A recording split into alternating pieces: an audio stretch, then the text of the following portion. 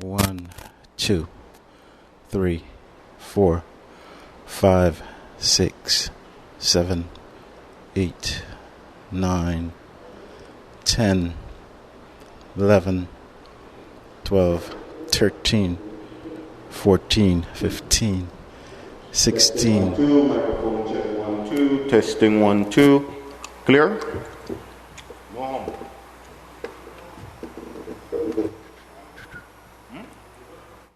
One, 2, 3, 4, 5, 6, 7, 8, 9, 10, 11, 12, 13.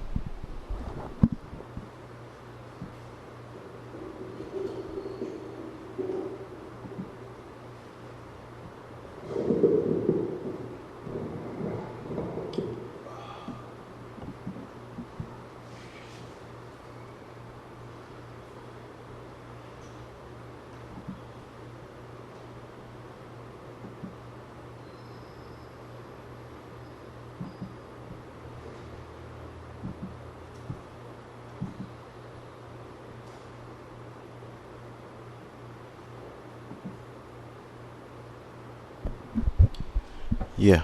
1, 2, 3, 4, 5, 6, 7, 8, 9, 10, 11, 12, 13.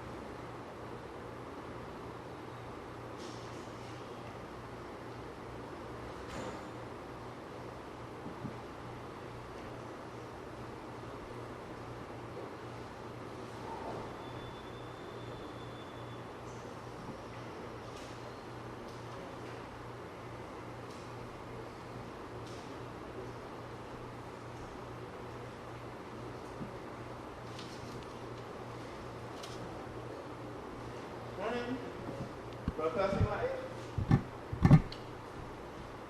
Well, I imagine so, which is why I come all the way this way.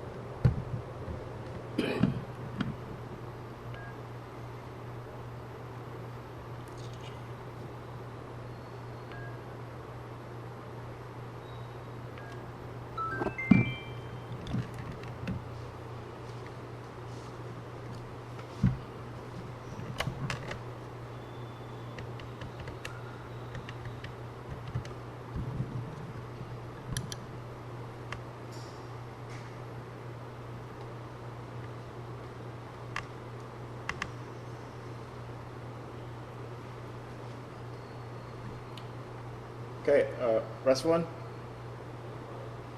Yeah, good morning. You say stream yet? Yes.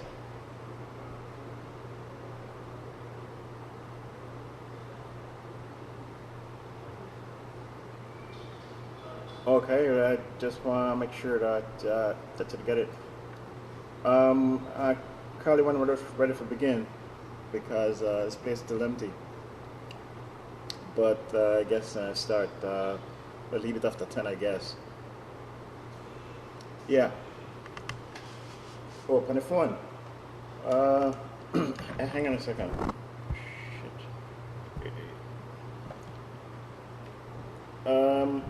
Hang on. Oh, shit.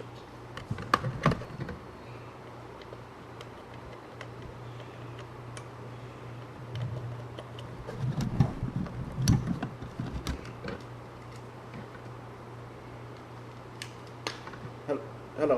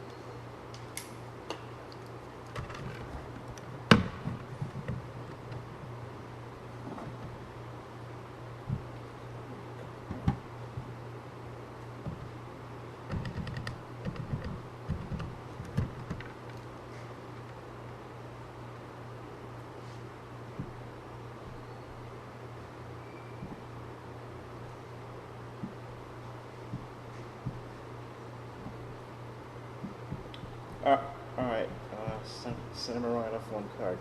All right. I'll call you as soon as then begin.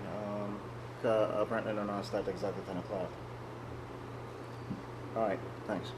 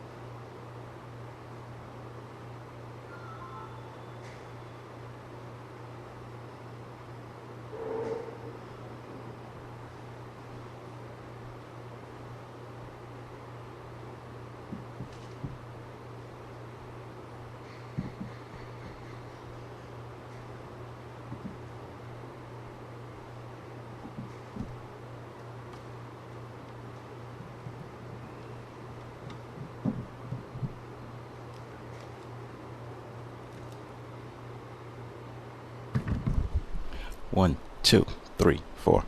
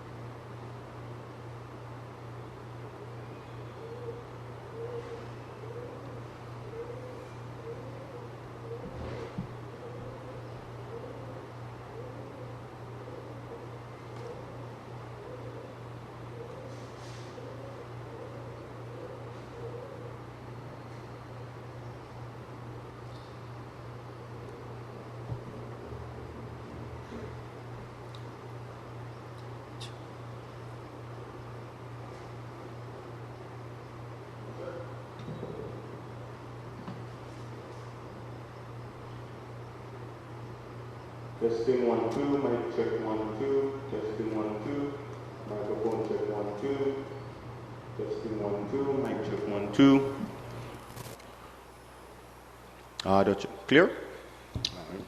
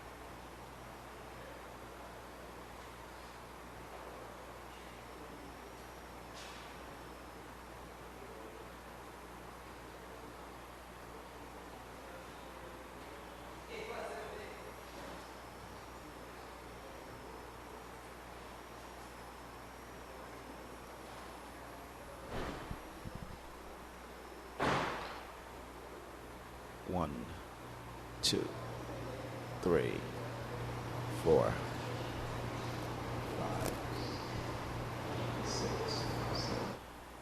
7, 8, 9, 10, 11, 12, 13.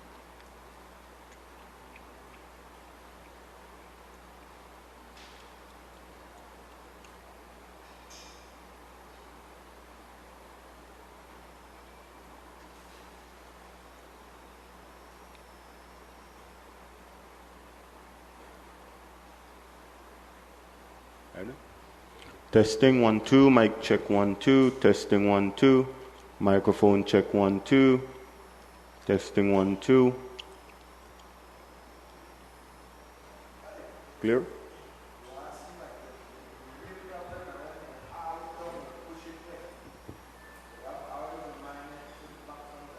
Mine okay, well, still do the same thing.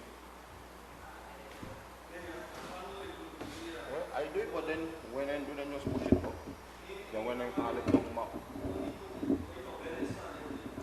I don't care, you put it, you just put it. Once you don't want it in front, then you put it front down.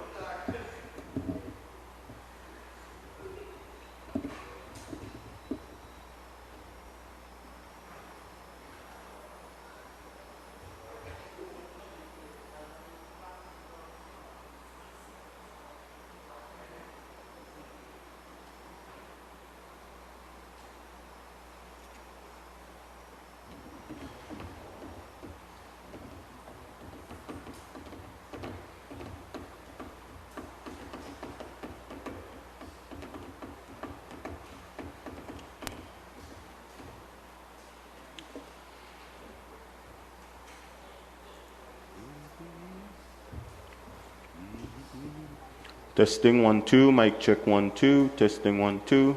Clear? Clear? Clear. All right.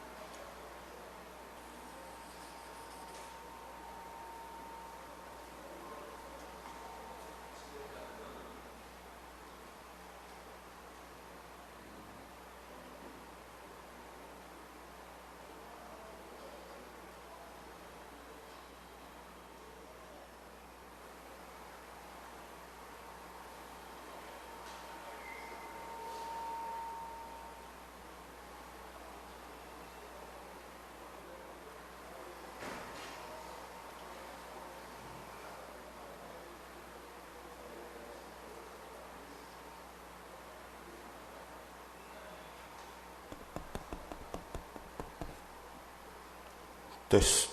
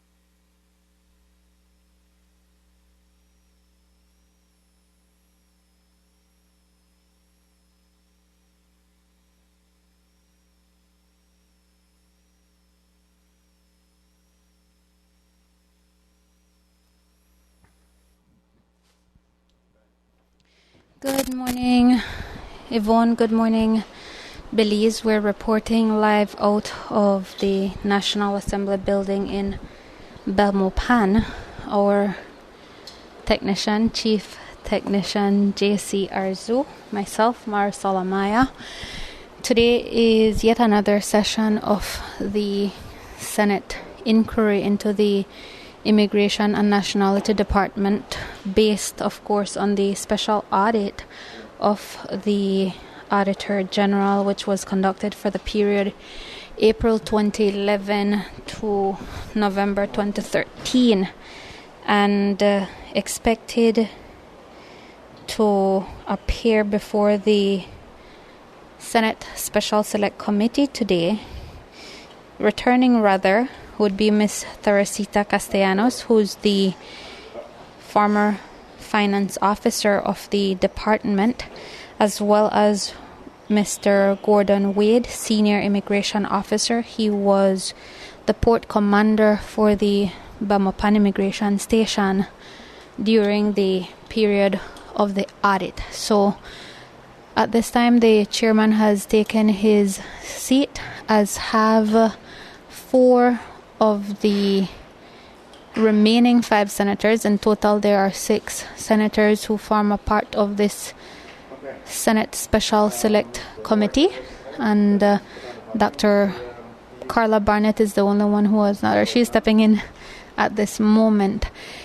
Of note, if you will recall and you have been following, the committee at its last session had intended to question former financial controller of City Hall, that's Mr. Patrick Tillett, Belize City Hall, and Eric Chang, who was the deputy mayor of Belize City at the time, but both of them basically refused the invitation to appear before the inquiry. So we understand now that a summons has been issued in the case of Mr. Patrick Tillett for him to appear, and in the case of Mr. Eric Chang, there should be a summons that should be delivered for him to attend. I'm not certain how that is going to play out, but certainly, as we are aware, there are certain parliamentary privileges under which the Senate and such an investigation operates. At this time, we see the attorney for Ms. Teresita Castellanos stepping in. She follows, and they will take their special place immediately in front of the chair and the clerk of the National Assembly, Mr. Eddie Webster. At this time, we see Ms. Castellanos speaking with the chair, Senator Aldo Salazar. You will recall that at the last session, Ms. Teresita Castellanos had presented some documentation, specifically manuals and regulations, and so that they had implemented in 2013 alongside the then acting Immigration Director, Ms. Maria Marin. And if you will recall, Ms. Castellanos also indicated that even then there had been non-compliance on the part of some immigration officers, on the part of some of the staff within the immigration department. And so it appears the proceedings are to begin, so we'll take you to them now.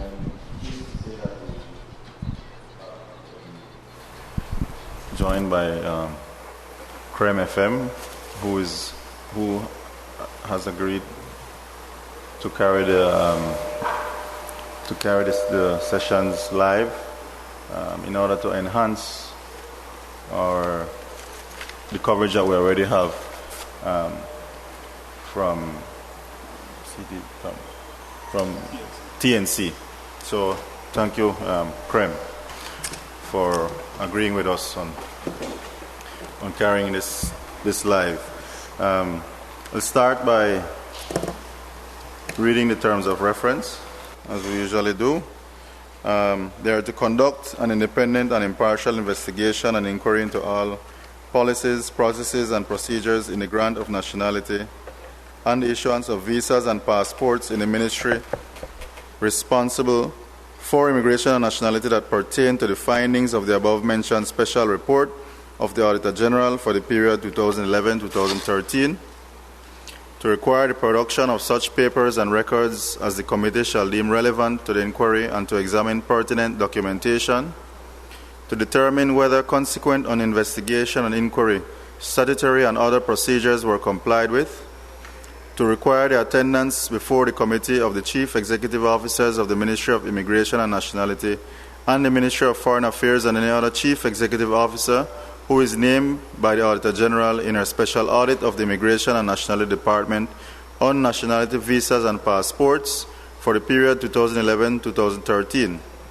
under who may have information by virtue of his office which may be relevant to the inquiry, pursuant to Section 61A2G of the Constitution of Belize, to require the attendance before the committee of those ministers named by the Auditor General in the special report under any other minister of government who may have information which may be relevant to the inquiry, pursuant to Section 61A2H of the Constitution of Belize, to require the attendance before the committee of the Director of Immigration and Nationality and all such current and former public officers in the ministry responsible for immigration and nationality, pursuant to Standing Order Number 72 of the Senate Standing Orders, as well as for the production of all relevant papers and records of the ministry as may be necessary to conduct its inquiry and investigation, to examine all such persons required to attend before the committee as witnesses, pursuant to Standing Order Number 72 of the Senate Standing Orders, to hold and conduct its sittings and meetings in public and broadcast live except for sittings which are held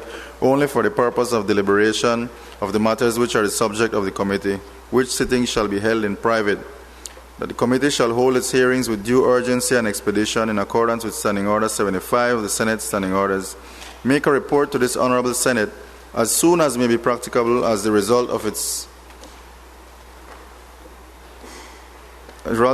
inquiries, with all such comments and recommendations as the committee may deem fit. furnishing this Honorable Senate with a full statement of its proceedings and of the reasons leading to its conclusions and recommendations. The report shall be tabled in this Honorable Senate and become a public document. All committee members shall be allowed sufficient time and equal opportunity to question witnesses and shall be permitted to question each witness who attends a sitting. Each witness shall be afforded the opportunity, pursuant to Standing Order 72-13 of the Senate Standing Orders, to review his or her evidence and shall have liberty to suggest corrections due to inaccurate reporting within 14 days of the date from which the evidence was sent to the witness by the clerk. Can we proceed to administer the oath to the witness, please?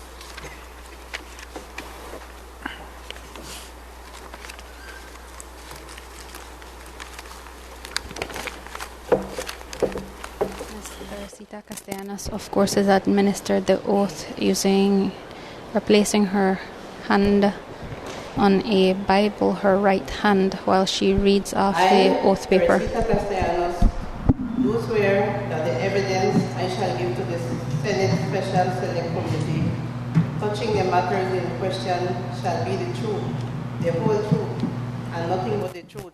So help me God.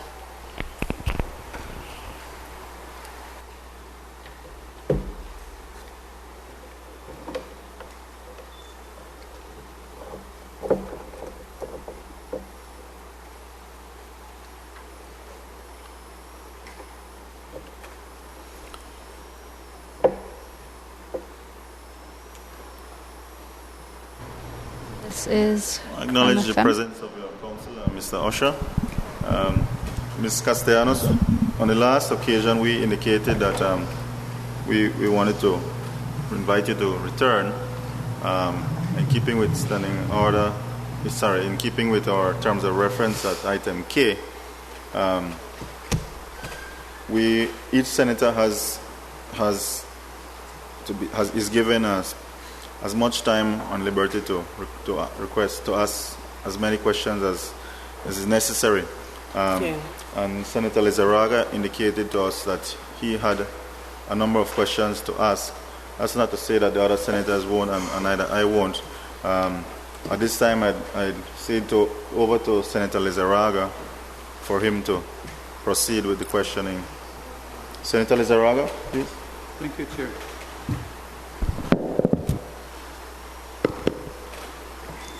Thank you. Ms. Castellanos, a lot of the questions I will ask today deal more with the administration and record keeping and the processes in place. Because as you know, part of our job is to try and see how we can strengthen those systems in the department that displayed weaknesses. So I'd like to know a little bit more about the logistics and the way you operated. You presented to us your terms and your job description and things that you were responsible for, and it's quite intensive. First, let me ask you, was there a stock register maintained for passports? Because the Auditor General implies that there was not a stock register maintained for the passports.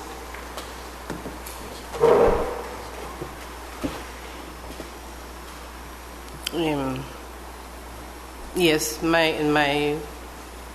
way of having it done, yes.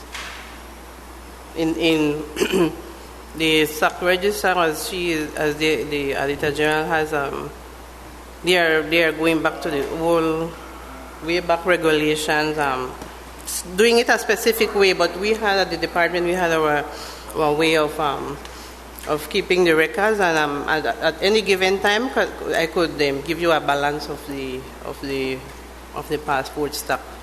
But they're referring to a specific. They had it in an Excel, but I think they're referring back to those days when we had if I had 50,000 passports, they wanted me to enter it in a register one by one, and that, yes, we didn't have. And we have in place, it was from before my time. It was from way back, because the registers that we do have it in are from maybe early 90s. It's the same register that I use. Would you say that the system in place was not in accordance with the financial and store orders? Well, it was recording. It was the passport, like I said, any series, if you can. But my question was specific. The finance and store orders, which I'm not familiar with, would tell you, I assume, how to take account and stock of certain things. Would you say that the method being used was in compliance with the finance and store orders? Yes, as the finance officer, I can say it was in compliance. If I may interrupt, then maybe can you tell us what are the requirements for keeping that? Well, since we don't know what the requirements are, can you tell us? You're referring to the passports, right? Yeah. Yes. Can you outline that for us? Can I start from the very beginning, the ordering and such? Sure. We want to know what the process is and if there was compliance with it. So. Yes, because at our end, we have to always know what is the stock on hand, because when we order passports, it's not 2 weeks before or a month. It's like 6 months ahead. The supplier, which is 3M, we between myself, the director, and even the IT manager, we keep the balances, and I keep, at any given time, like I said, the director could call me, discuss how much official, temporary, diplomatic, and ordinary, because ordinary are the one that we order the most, or use the most. We make the arrangement and the emails back and forth. Even the last time in 2013, when we enhanced the security features and all that is something between the director, myself, and at some point the IT manager. Anyway, we order it. The CEO at the ministry would sign because it's a contract. We procure the funds, we write finance on the day that it is delivered. I, as the finance officer, go into Belize to do all the customs entry work. From there, I get a listing of all the passports being sent by 3M. I make the necessary arrangements to go to the central bank. In the report, it reveals where they are kept. For the department, they are kept at the central bank, which is a secure place.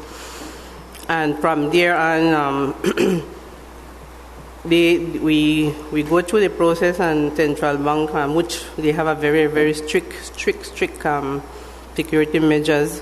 And but based on that, on those series that are that 3M provides to us, that is the information that we have at the department. But for the most part, it's recorded on an Excel spreadsheet?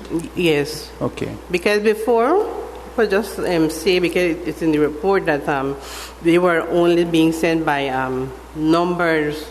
Like, for example, we got 20 boxes of passport, 500 in wooden boxes. It wouldn't have the series. It wouldn't have the series. But we would get that series from 3M. What happened for security issues, because those passports that were, when I went there in 2011, and I ordered some in 2011, those were being the factory for 3M, because they have different business companies in Canada, in UK, US, and those were coming in from Colombia. The passports were being done, printed, the factory was in Colombia. But that changed in 2013 when we did the new ordering and security. The security of the passport was enhanced. That was done in 2013. That came from UK. Then we had it by series. So we went to the central bank, and all those series were listed on the passport, on the backs of the passport. But as a person in charge of finances, you will know, and I can certainly understand why the Auditor General is concerned that spreadsheets can be manipulated, spreadsheets can be lost, So I guess my question is to you, is this system in place one that you believe is appropriate, is sufficient, or could it be strengthened? Well, also, what happened is that If I had it in a ledger book, that could go missing. We are really concerned on the all information. Why do you say it would go missing? No, I'm just saying if it's in my office, a ledger could even the Excel to me, I had the only access to it. And well, You were the only person that had access to that Excel file? To the file. There was no yes. check and balance for you in the system? No, and then at any given time, whatever information the director needed, I had it. I gave her that information. And you think a system that relies on, I'm not casting any aspersions at you, but you think a system that relies on the integrity of one person only is a good system? Well, I had concern about it, but I also had concern that in the past, and I believe as 2005 or 6, someone somehow got into that vault room. Well, I don't think it was at the same building, but there are all possibilities. And I felt comfortable because if, say, for example, I didn't even go on long vacations. I would go 2 days, whatever. I would ensure that the passport officer has the supplies of passport enough to last that person. Because if I handed over the passport, anything would go missing, I would be also responsible, not because I'm on vacation leave and I would leave my keys. I didn't believe in that either. But yes, at some point, the ministry could have come in at any given time and check my stock. That's something that I want to clarify because those are Senator Lizarraga's words, and I really want to make that very clear because his words are that, well, the impression is that the security of our passports relies on only one person. But I don't know that is true.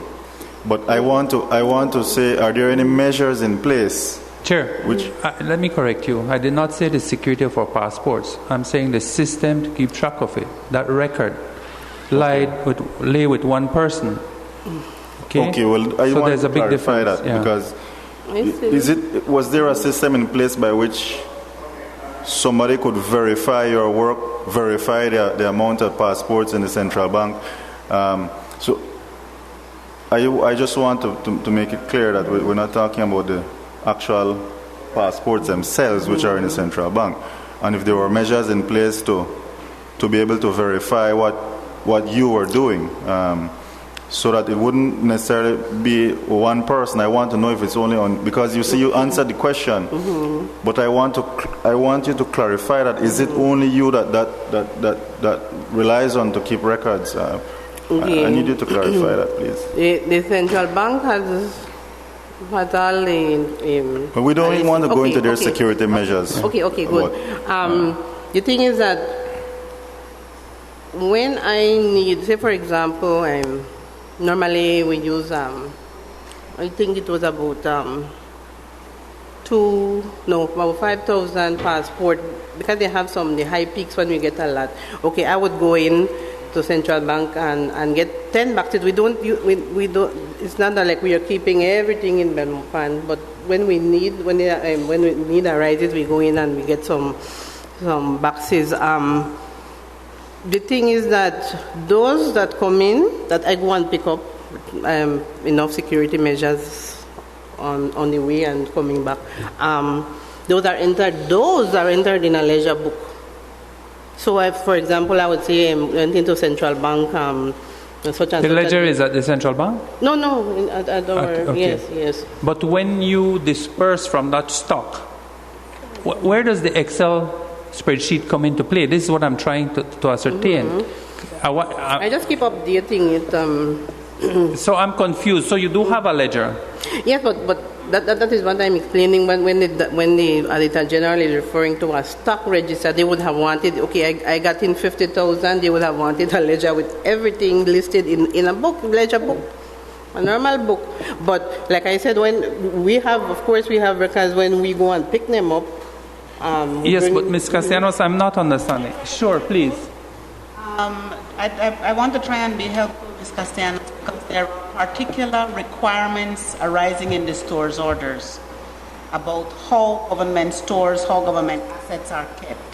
And it does say in the store's orders, and I want to read from it, it says, each item of government stores and or each place in which stores are secured shall at any time be in charge of only one officer who shall be directly responsible and have sole access to it. And that's what she's trying to explain. It is written in the store's orders that one person has access, so it is her responsibility as the finance officer to keep sole access and sole oversight over the stores that are in her possession, in the vault, in wherever they are kept. And yes, it is one person, but there are practices that are also set out in the store's orders that are designed to ensure that there are checks on the method of verifying what's in the stores, of keeping track of what comes out and what goes in. And that is where you have the check and the balance. So although she is the only person and every finance officer would be the sole person responsible for whatever is in the quote-unquote storeroom, once a year you're supposed to have a specific check of everything in the storeroom that would be done through the Ministry of Finance. And then there's also a system of surprise checks from time to time that would be done whether by the Accountant General, by the Accounting Officer, by the Auditor General, who would come and verify from time to time. But as the sole person responsible, you are also asked, and I shall read from the store's orders again. The stores in the ministry or department are to be kept in a manner which shall allow for easy checking. So you're supposed to have them for easy checking, and you're supposed to have your paperwork that shows when you issue whatever memo, they're there for checking. When you receive whatever memo is signed and received, they're there. So I'm just trying to explain how it works, because she's not allowed to have anybody else as the finance officer responsible for the stores in her care. Thank you. That makes sense? Yes. Okay. So what I wanted to, that is exactly the point that I wanted to get from you, that I wanted to know that at any one time, somebody who is either the audit department, somebody who has the, either the CEO can request, or the director can have a verification of what passports you have in your ledger, where they are. These are in the central bank. These are here in Bamapan. That can be made, so that that's really what I wanted to find out. Okay. Is exactly the case. Thank you, Senator Lizarra. Sure. So then, thank you for that clarification, Senator. Did you get visits from people at any time from the Ministry of Finance or surprise checks? Surprise check? Yeah. Was anybody checking you? That's what I'm saying. No. No one checked. And when they did reach, they do surprise check, but they just go and check the cashier. The cashier? No, for the period that I was there, no, absolutely no one.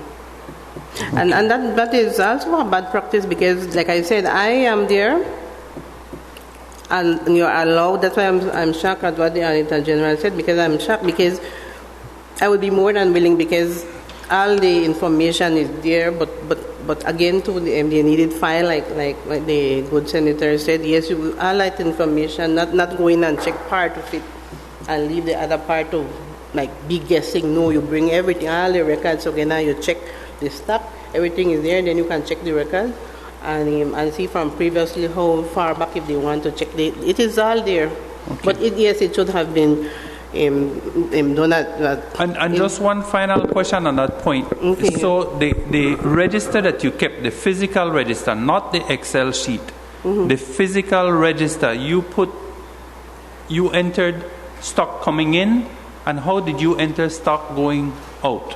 Yes.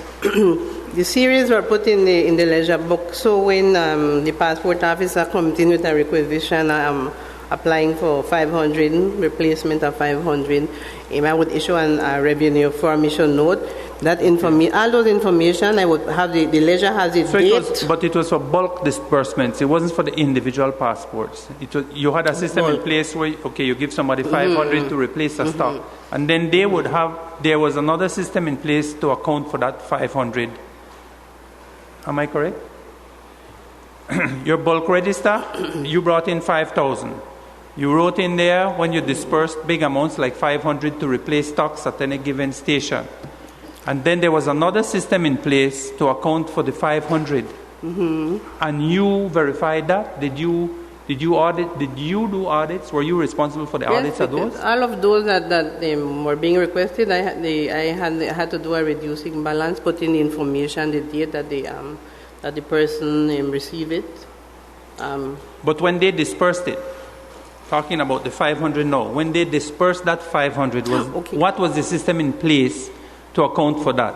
Okay, last week I gave you, in addition to the memo for the visas, I had one for the passport. It was until 2013 that the then director, Ms. Marine, implemented, because they didn't provide us with a report. They did not provide us a report. On some occasion I had asked him, I was not a part of the passport system. I had no queue, like for example, go in and check those 500 passports, who are those issued to, that was not in place. So prior to 2013, there was no reconciliation of the 500 that you issued to see if in fact that they were issued properly, to see whatever. There was no system for you to audit, and you were the finance officer. The only thing that came back were I could have audited were the cancelled passport, and that were done normally they would send him a bulk for me to check, and I cross-check it, because those are held by me after it's cancelled, or they had to print it, whatever the information was there, what were the reasons that it was being sent back to me, a listing, and those were put in the CMCF as cancelled passport. Just to be clear, there was no system in place to audit the 500 that you issued at a time, correct? Yes, until 2013. It was, the practice may not have been taking place, but what I read out is the system. Yes, the system. There's a difference between the system and the practice. So it's...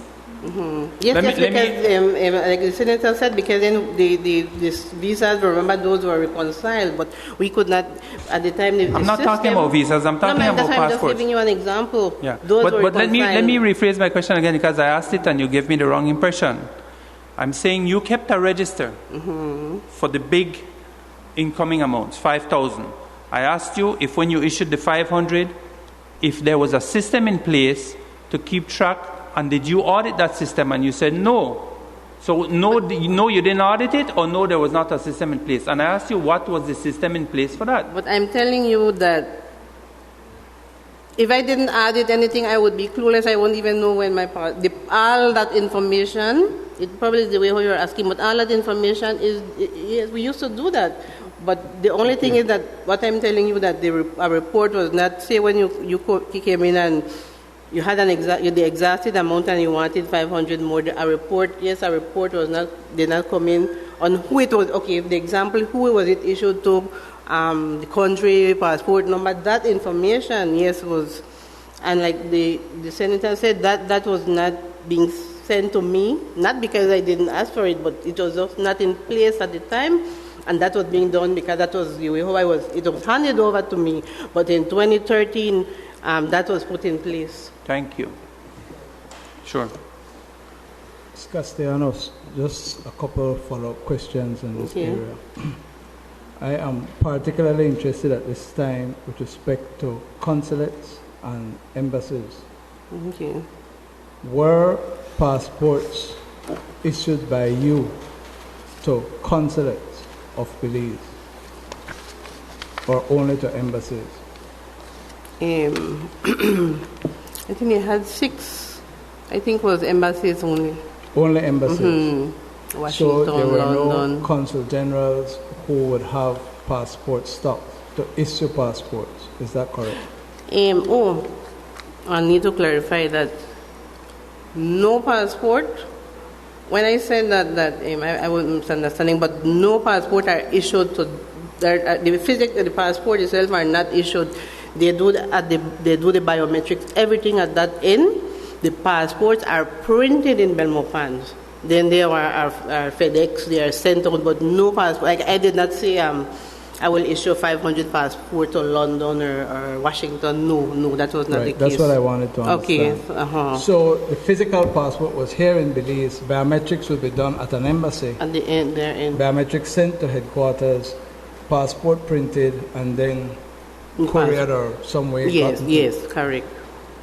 Now, in terms of the actual financial side of that, in order to renew a passport or to get a passport, where you attend at an embassy, do you pay at the embassy or is that money remitted by the applicant to Belize? I'm glad you brought that up because it is paid at the respective embassy.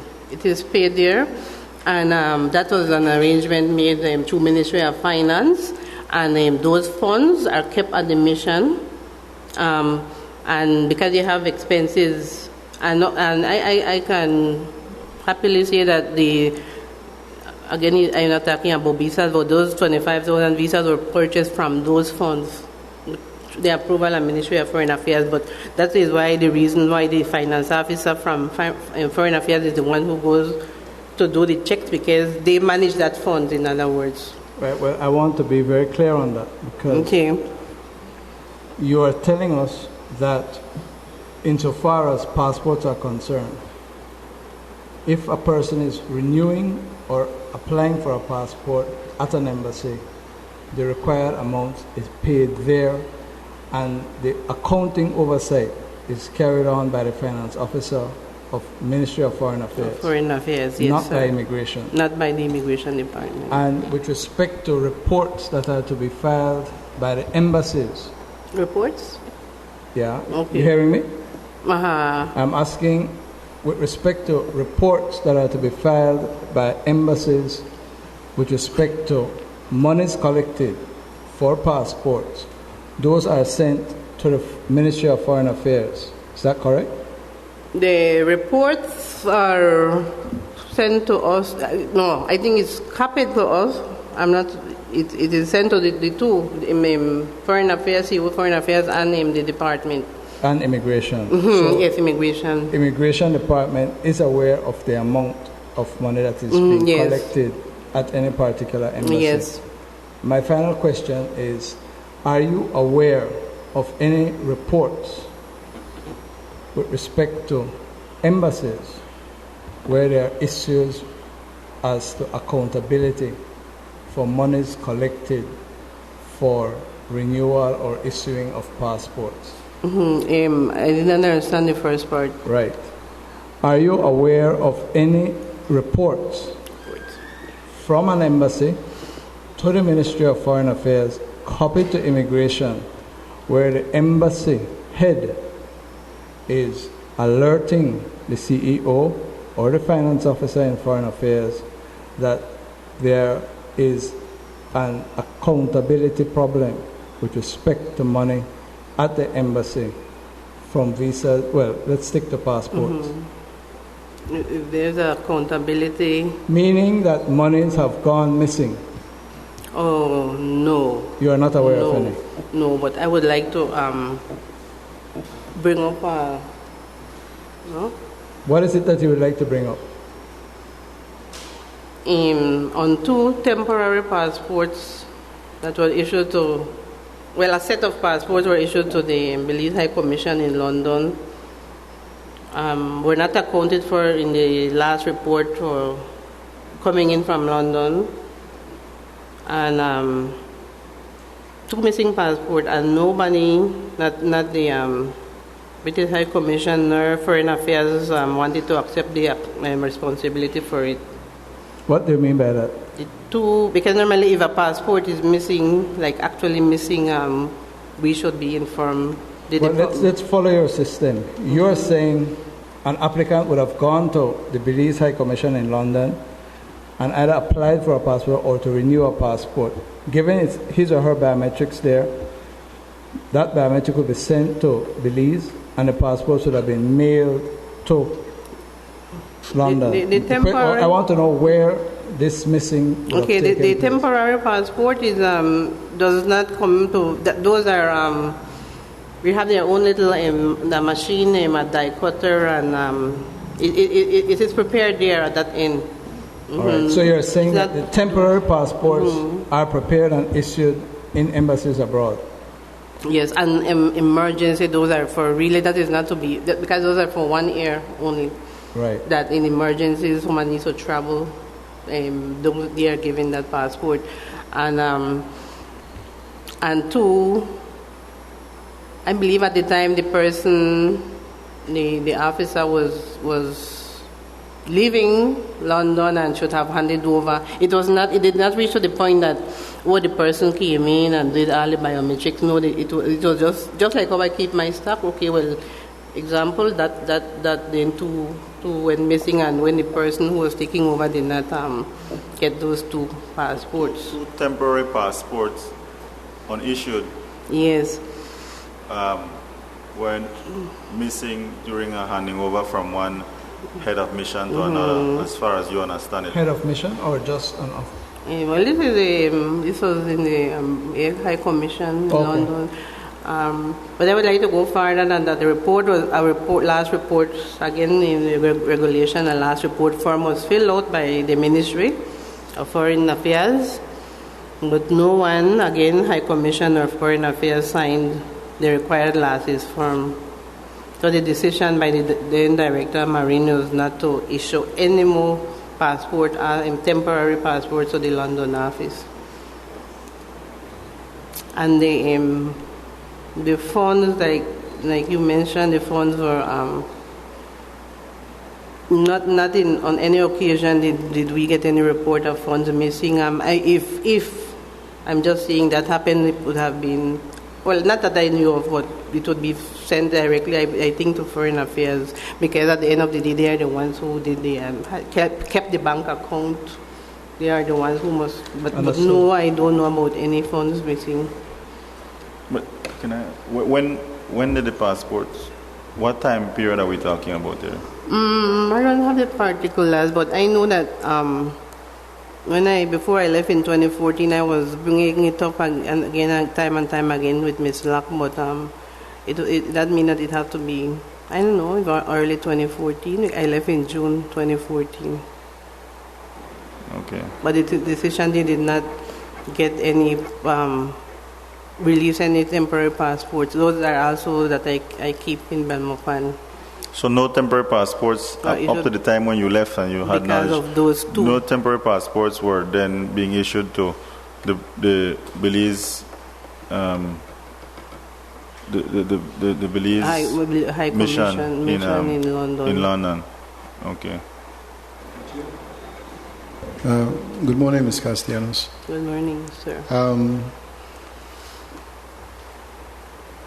What are the fees charged by the department for visas? Just to go back to the visa discussion. It varies. So the Central American is 100. Then you have, I know the highest one that I can recall is the Chinese, 2,000. It varies. We had a list, but I left 3 years ago. We had a list, and so the $2,000 that were charged to the Chinese, you said? As far as I can recall. What was the justification there? No, those are SIs. I'm not certain we followed. Those are part of an SI? Yes, that's not just arrive at that. All right. You know.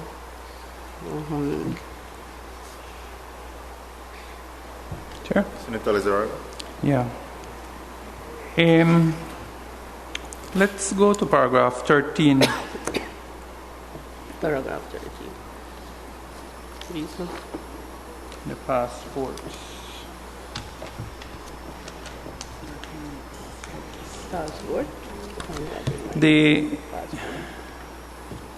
Auditor General cites an instance where passports were returned by an officer in command and the RFIN stock register was not properly updated. And she's saying, why were these 25 blank passports which were returned by the OIC referred to as missing in 13.3 or as not issued in 13.6.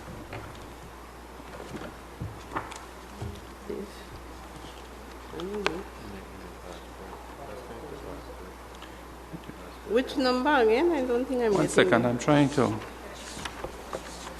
Page 13? Page 29. What point? There are Sorry. 3 booklets as part of the report, and this one is a passport.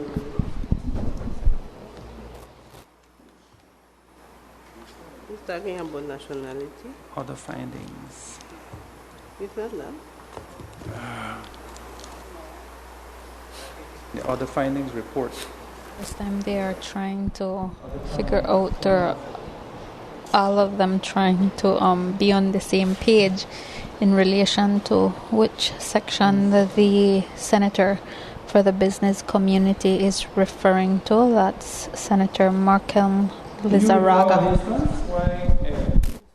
25 blank passports were returned by the officer in command.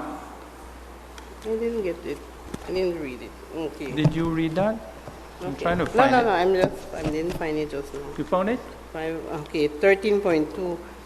500 blank passports were issued to OIC Sharon Neal. 25 passports were voided and received by audit as cancelled passports. That's right. I had an information. It was an error, but it was adjusted.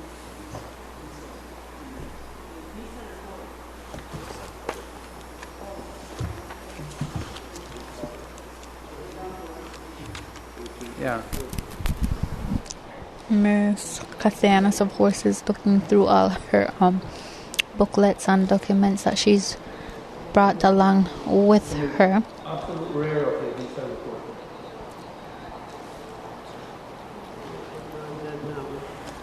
I bought a copy of that RFI, but no shucks. Again, you are listening to Crum FM. This broadcast is made possible by our official communication sponsor, Smart. What happened is, I have the RFI somewhere. I will give it to you afterwards. The RFI was prepared for the 500, but what happened is that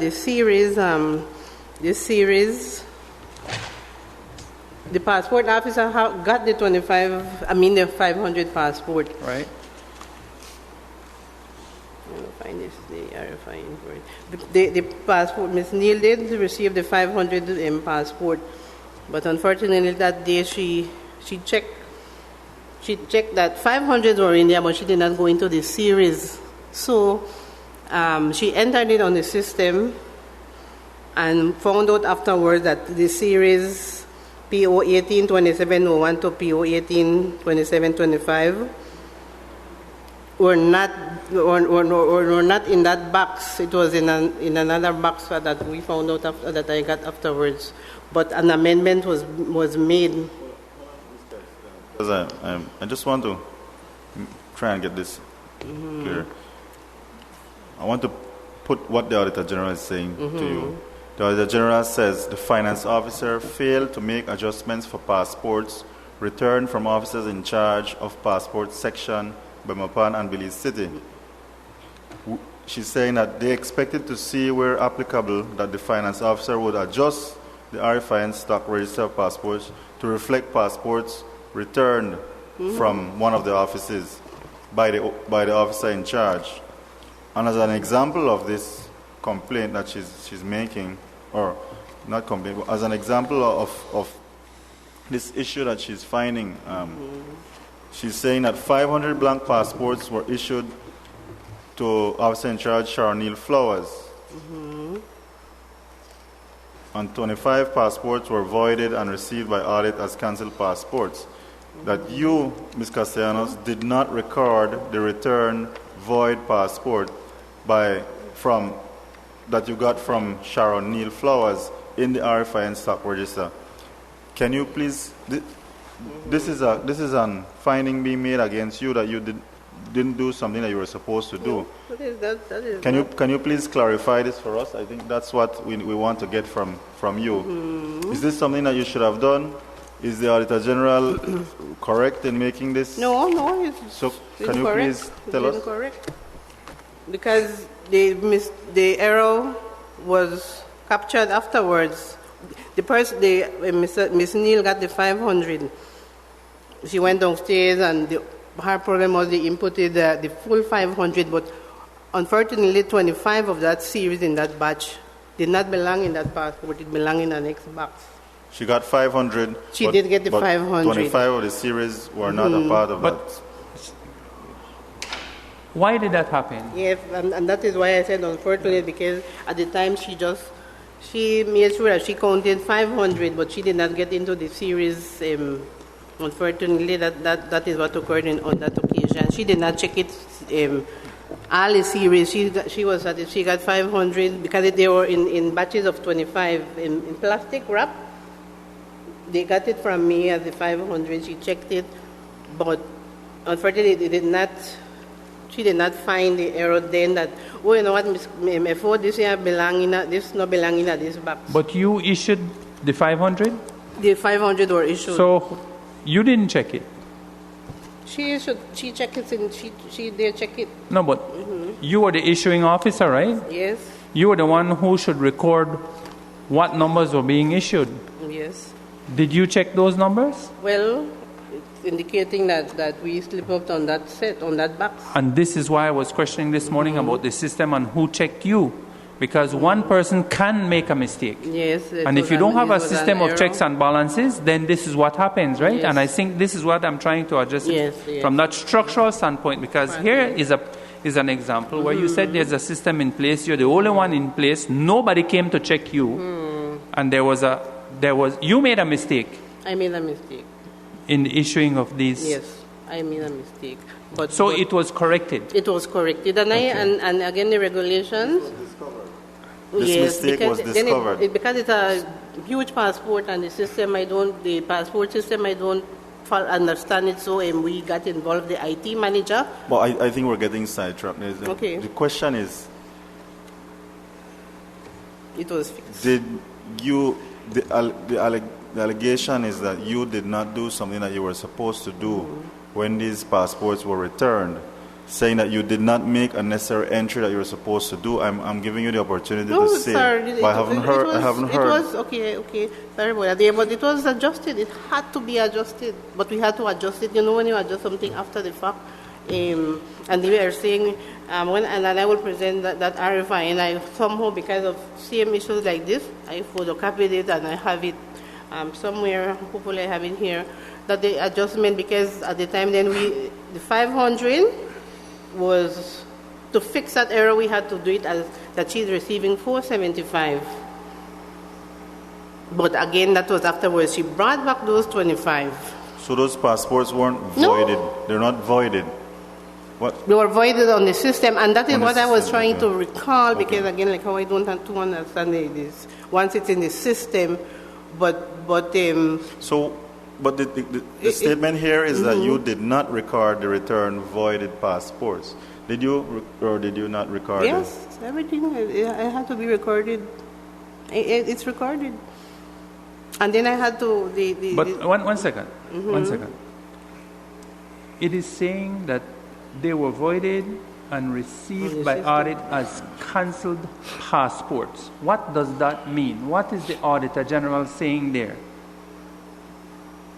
And it is saying also that you did not record the returned void passports. They said many things that are untrue. I'm trying to understand.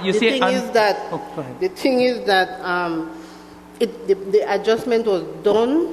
Yes, after the fact. Yes, I recorded it. I had to. There was no way that I could. The adjustment was done after the audit.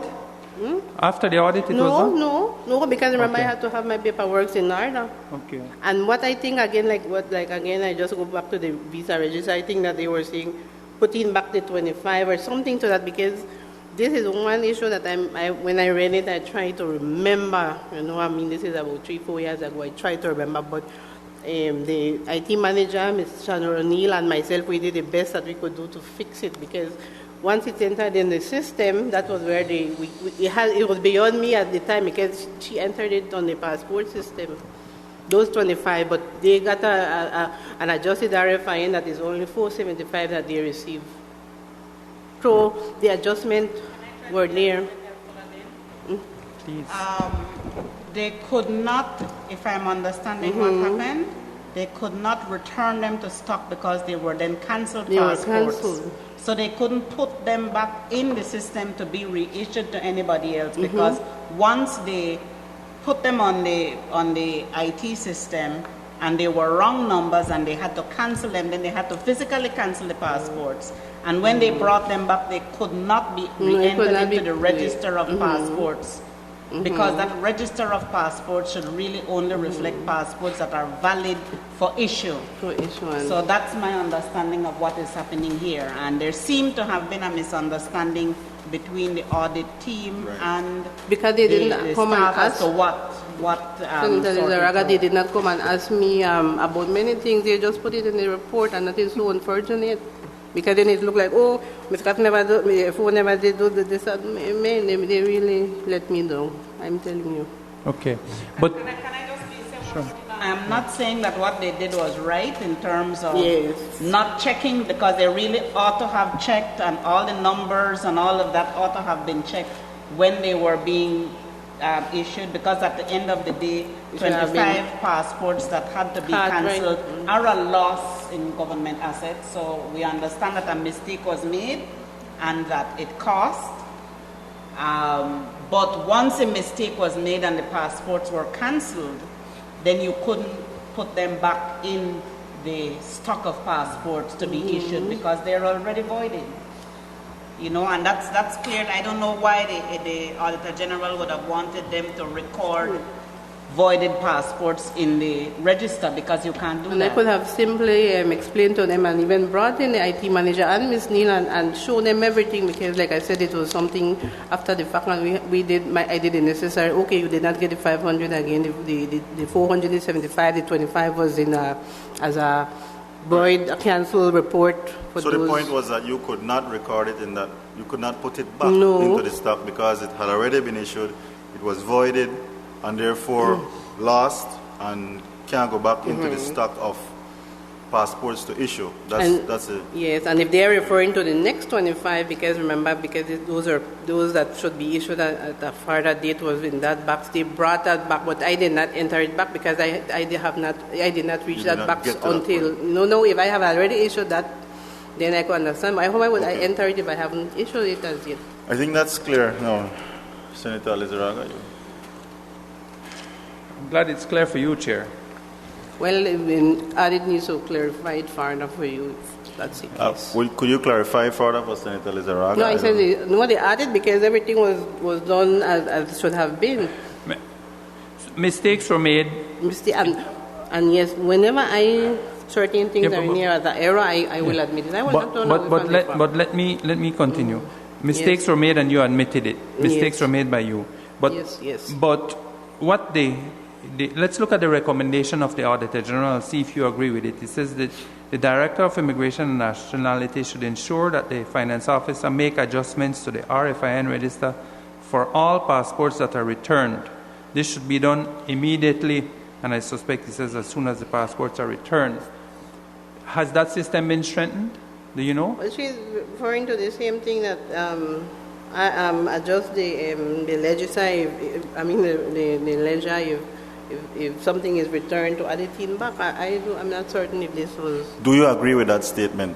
That you are to adjust it? Yes, if depending if it not has been cancelled, right? Or in the case of the visa, if it is just sent to us for safekeeping, maybe we could think about something additional how to record them. But for example, they did that error with the visas that they were just being given to me for safekeeping. They wanted me to enter it back in the register. So this could be implemented, but it all depends on the situation. Okay.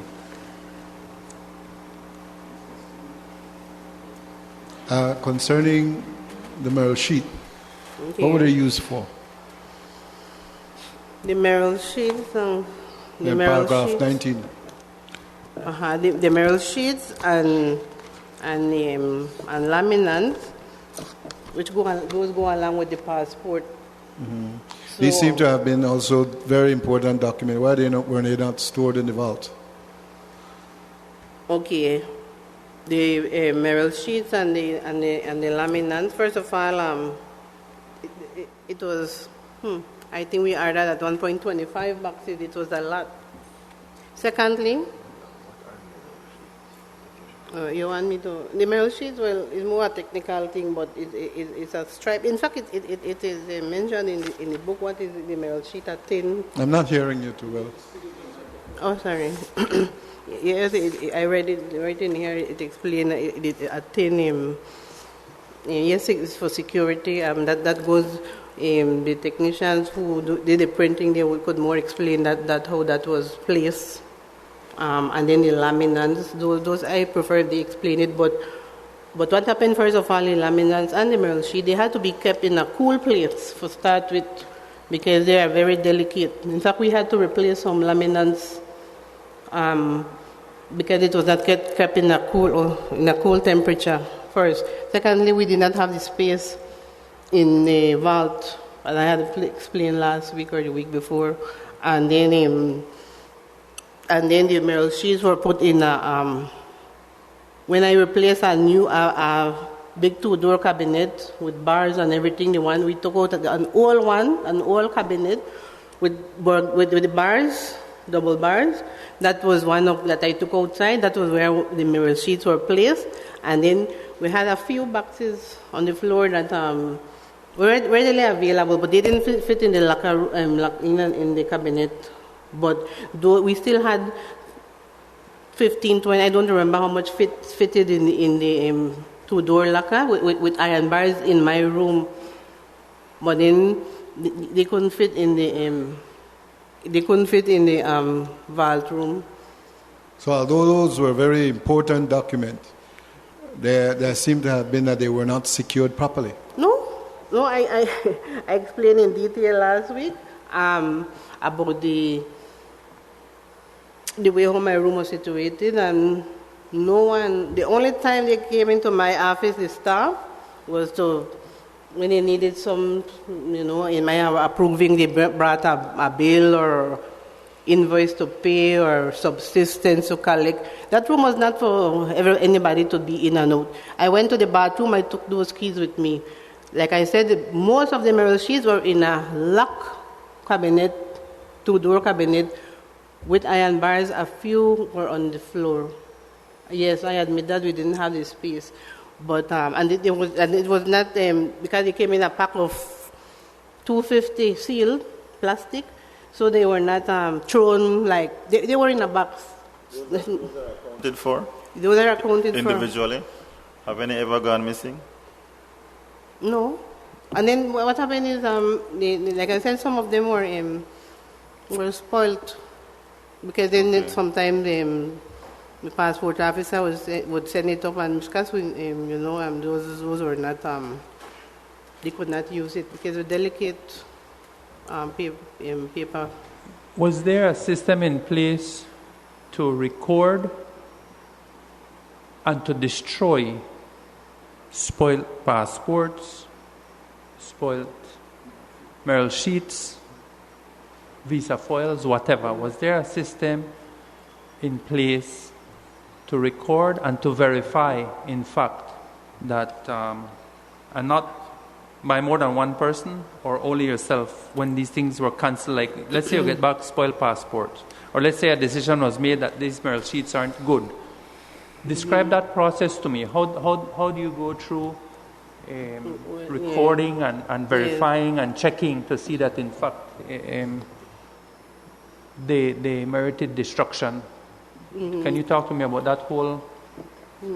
Well, when the finance officer handed over to me in 2011, there were boxes. I spent about nearly 2 weeks with the handing over because all those passports that were cancelled were still in the vault room, and I left And it was just keep adding on, and that was the decision we made to. We requested of audit when they were through to do up the but we would have written them to that they needed to be destroyed. But is there a system in place for the destruction of government property? Yeah, there's a system in place. Is it the what same? happened is that the regulation, again, they say that we can destroy after so many. I don't know, it doesn't refer to passport, but say for example, RCR, revenue collectors receipt, you need to have them for so much, 7 years.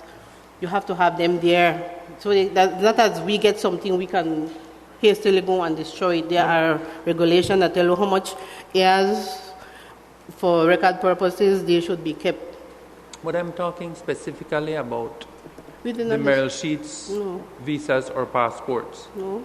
Was there a system in place to verify what was being destroyed or what was being classified as non-usable? No, the destroyed ones were still given to me, and again, maybe that is what took up space because they were brought back to us. It was not destroyed. But we have it. The thing is, if we could have said, okay, we are going to destroy them, we would have. They don't have series to start with. We could have said we destroy maybe how much, 2 boxes, whatever, but it was not being destroyed. There are systems in place for destruction, if that is what you were asking. Yeah, yes, I think that's really the question. Is there a system in place for destruction where it's necessary?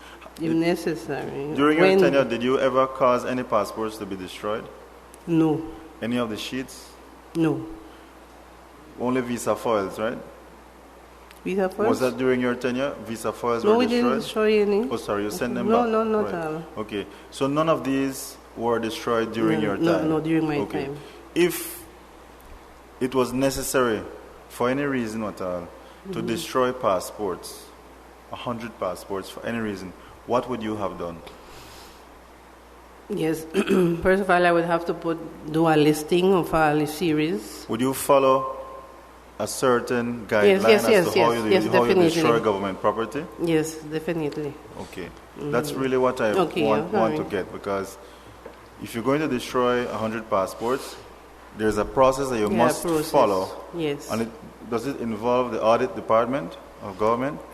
Well, they're recommending yes, but and I'm not certain. It was not in the regulations, but I would have to check on the audit because I know that they have certain things over an amount that they should be informed the audit. But before you destroy, then you would follow the regulations of destruction of government property. Yes. And you are aware of those regulations? Yes. Okay. Okay, that's where I was leading, because there was the destruction of these, and I don't want to prolong this, but there was the destruction of the visa foils and the Auditor General had claimed that she was not invited to witness the destruction. Yes, because I think I explained that. What happened is that those visas were replaced. No, I understand the whole problem. Yes, What I'm trying to see is who decides when something is not good, who verifies, and who needs to cross-check. You understand me? I'm trying to establish that sequence. But you're saying there is a process in place, no documents have been destroyed, so all of these cancelled or non-issued mail sheets or visa stickers or passports that have been cancelled are still in the department. That's what you're saying. At the time at the time you left. Yes. Okay. But there were recommendation that they would, because remember the audit had already checked it, and then the proper process would have been put in place to do the destructions. Okay. Were you ever given access to the Belize passport issuance system? No. I never had any access. Okay. So, were you able to check to ensure that all passports issued were accounted for on the system? It's kind of the same line I was going this morning. After you issued the 500, what system was in place to check to see that those passports were issued, to who, etc.? And so you could balance it against those that were returned. Remember that started to take place. That took place then in 2013. In 2013. Prior to that, there was no system. No. And what happened is that the passport officer would bring their report, but I did not go by only their report. I had the IT manager because he has access to all the reports. He gave me, I would tell him I need a report for a specific series from what to what, and he would provide me with that, so we cross-check that information that IT manager gave me is the same information brought to me by the passport officer. Okay. That was the check.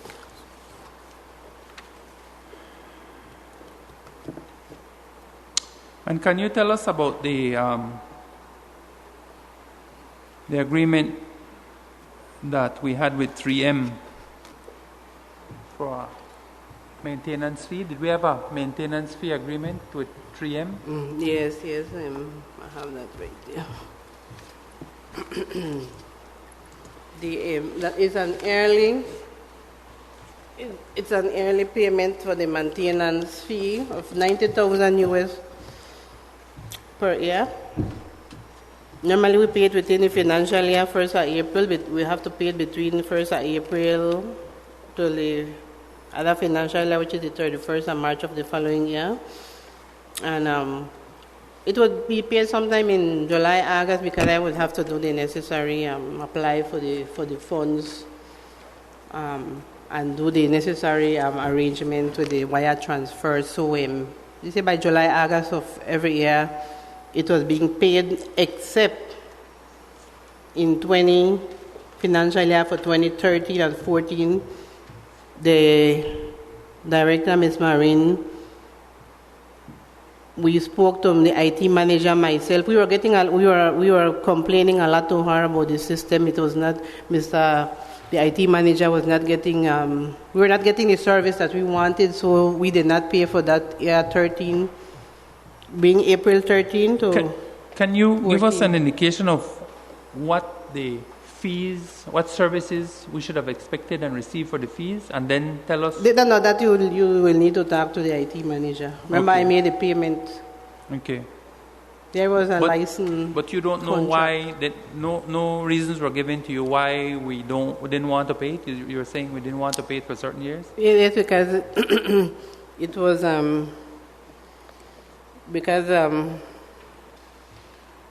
either say it as due to non-responsiveness by 3M.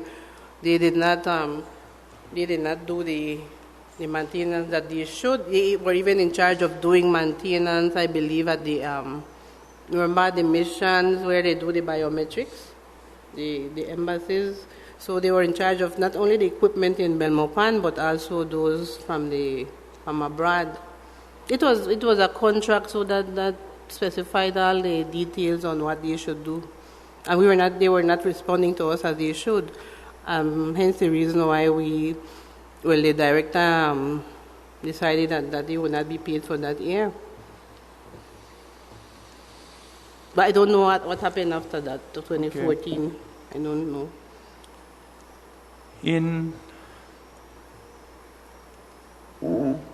In paragraph 25.8, and this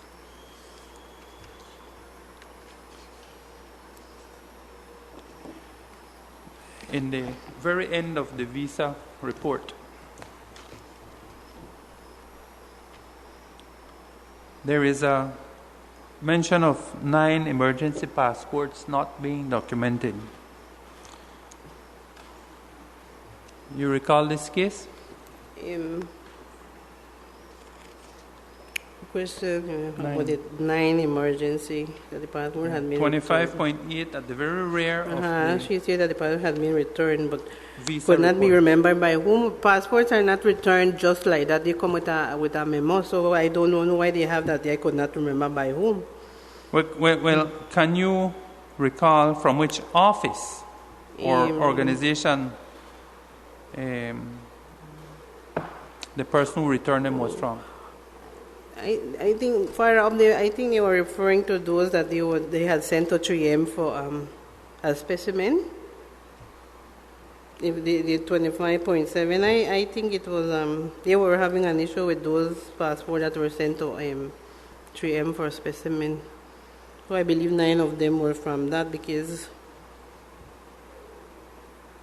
I cannot say with certainty, but it seems as if they referred to the further up on the specimen sample sent to 3M. And you have documented evidence that you did send them to 3M? I am. Let me see. This was done in September 2011, March 2011. Dated 4th March 2011. Was then issued and signed by Teresita. The date could not have been correct, because March of 11 I was at Natural Resources. I'm just reading this. What section are you reading? Okay, the 25.5. Okay. We saw a memo, and it has a reference there, dated 30th of September 2011, from the Director of Immigration and Nationality to Secretary. See that part? And then below that it has the memo subject matter for the heading handing over of specimen sample of Belize temporary passport. It showed that passport T00011, which was supposedly issued to 3M by letter, and then it got 4th of March 2011. Yes, but it's also saying, continue reading. And received by, signed by me and received was issued and signed by Teresita Castellanos. Is that you? And received by Louise Gillett. Yes, sir, but what I'm referring to, that memo, which was dated 4th of March, so I would have to see what it is, because it's talking about a memo before my time. But you're disputing whether you were there or not. Were you there or were you not at this time? Not on the 4th of March, but September 30th, which was a memo at the top. It has September 30th. I was there at 2011. 30th of September, but it's just I'm just saying that it referred to a memo dated before my time, but because when I went there, the emergency passport or arrangement had already been done. I think that came, I don't know, in 2010. I'm not certain about this one. You were there from what period? June 2011. To I think June 2014. So if you were there from June 2011, you would be there in September? Yes, I would be there. I said I would be there in September. I'm just referring and to you would be the 4th of March was the first memo sent.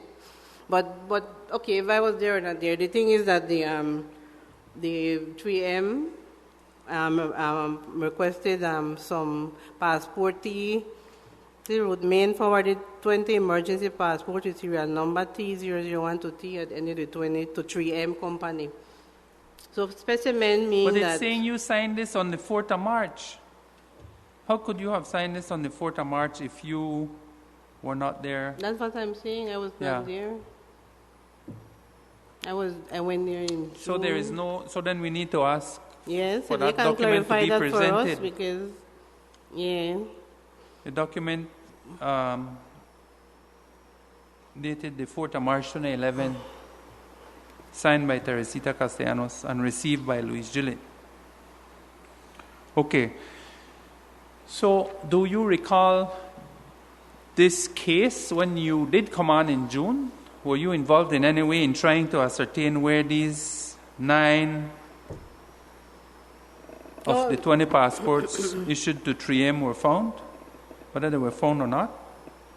Well, they brought this up in the report in 24. This was being questioned in 2014, and the section that they have. The only thing Ms. Castellanos remembered was that she had received the passports and left those passports in a box.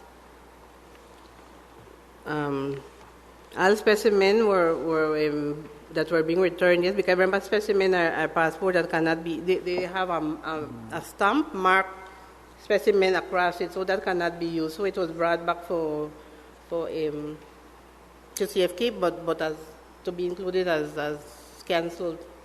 As well, not cancelled in this case, specimen. So those could not be reissued again. And then what is this 7 emergency passports that the department was unable to account for under table F, 25, just above 25.2? And it gives the passport numbers there. Unavailable to 14921. This is the same up to 20, or 4 of them, 1, 4, and 9 is from the first set of the specimen. 21, 23, 24, and 25. They did not. Were those 7 ever found? Hold on, just before we continue, I'm very concerned about this report of the Auditor General, because if we look at table H, it says the following is a list of 8 emergency passports found. T000009. Table F. Here? Table F. The following is a list of 7 emergency passports that the department was unable to account for. T0009 is there too. So in table F, it's saying that you can't account for it. In table H, it says it was found. Yeah. So 2 of them were found and 7 remain missing. 2, but then, 3, but 5, the, 7, 8. anyway, I don't want to get into back and forth. But there's a table here which says these were not found, and 9 is in there. Then there's a table which says. But there's a note here that says found among the cancelled passports. But after all of that exercise is done, the Auditor General is saying that 7 remain missing. And she calls for an investigation into those 7 that were missing. Were those 7 missing or not? I cannot say that. You cannot say right that. now I cannot Okay. say that, but I wish Yes, I was but- there and I would have gone No, from but here. I still persist in my issue. The 7 that are missing, the 0009 is listed there. It said found. If you look at table H. An immediate investigation is done into the 7 missing emergency passports, and 009 is listed there. She wants an investigation into the missing passports, but then in the other table it says that 9 is there. So you can't, it's And either then- missing or it has been found. Yes, So and anyone this is- investigation if whether 3M receives the emergency or not. So it is saying that there's a recommendation to investigate a missing passport. One of them listed there is 9. Chair, Then if you read under recommendations, point number 1, it clearly lists those that still remain unaccounted for, which total 7. And 9 is not in there. So there was, what I'm getting at, where I'm trying to go with all of this is, the system seems to have been loose. Have we found what happened to those passports? Were they destroyed? Who did we give them to? What happened to them? Yeah, that they want to do Sorry? an investigation. If they want to do an investigation and get the proper information and see exactly 25 passports. Apparently, they were for specimen to 3M company. At the very beginning, when they were ordered, that was before my time. The 25 now they are discussing. They are still there. They find 7 out of so much out of the 25. Then they are claiming they found 7. But you were there at the time. When you they had just did the come. check, yes, but She's even because saying they you did signed not- it. You say you don't remember. because they did not come and My question to ask you then me. would be, are you aware if any effort was made to try and find these 7 missing passports? Mr. Lizarra, please get the understanding that the audit did not ask me about this when they did their report. Okay. I was reading it just like anybody else. They did Are not you come aware to that me.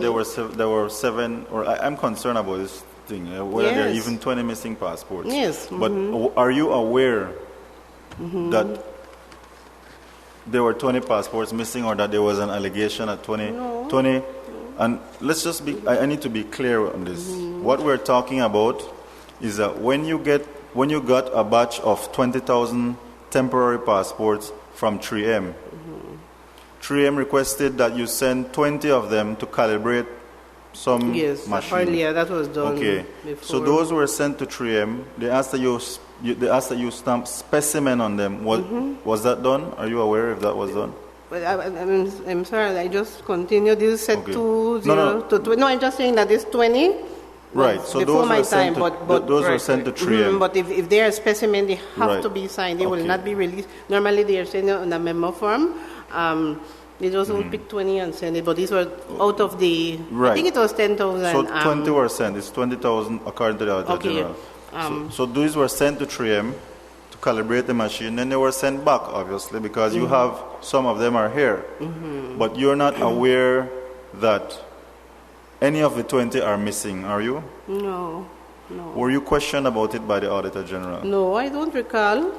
Were you asked if you could locate these passports that they deemed missing? Were you asked to try to locate them? No, sir, because if that was the case, I know exactly how when things come back, and especially in 2014, I have things, okay, I could go in and check and see if the other, what they're saying is missing is there. I want to be careful not to give the wrong impression that 20 passports are them. There were specimen passports sent to 3M to calibrate the machine. They were returned, and you were not asked, and you have not verified that these are in fact missing. No. Okay. But like I said, if I was there today, I would run over there and check them. Okay? But I don't have that access any longer. Senator Smith? Castellanos. Morning.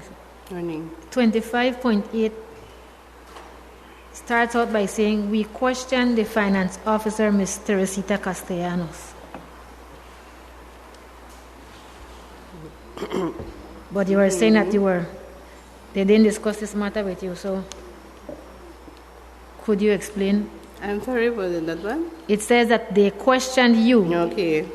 But you are telling us that you were never questioned with regards to this matter. Why I'm saying, they said they questioned me, why I'm saying that, because I'm the type of person that I would not leave it at that. I would say, oh, they brought back some and this and that, and remember that she received and left those in a box, and like I didn't know who brought it back. I'm not. If they would have brought it up to me, there's no way I would have given them a right response, and only that I would have gone in at that vault and checked until I found it. But no. What? Question? Not that I know. I think it's something that would have definitely something like that. I would have given them all the necessary information, or not.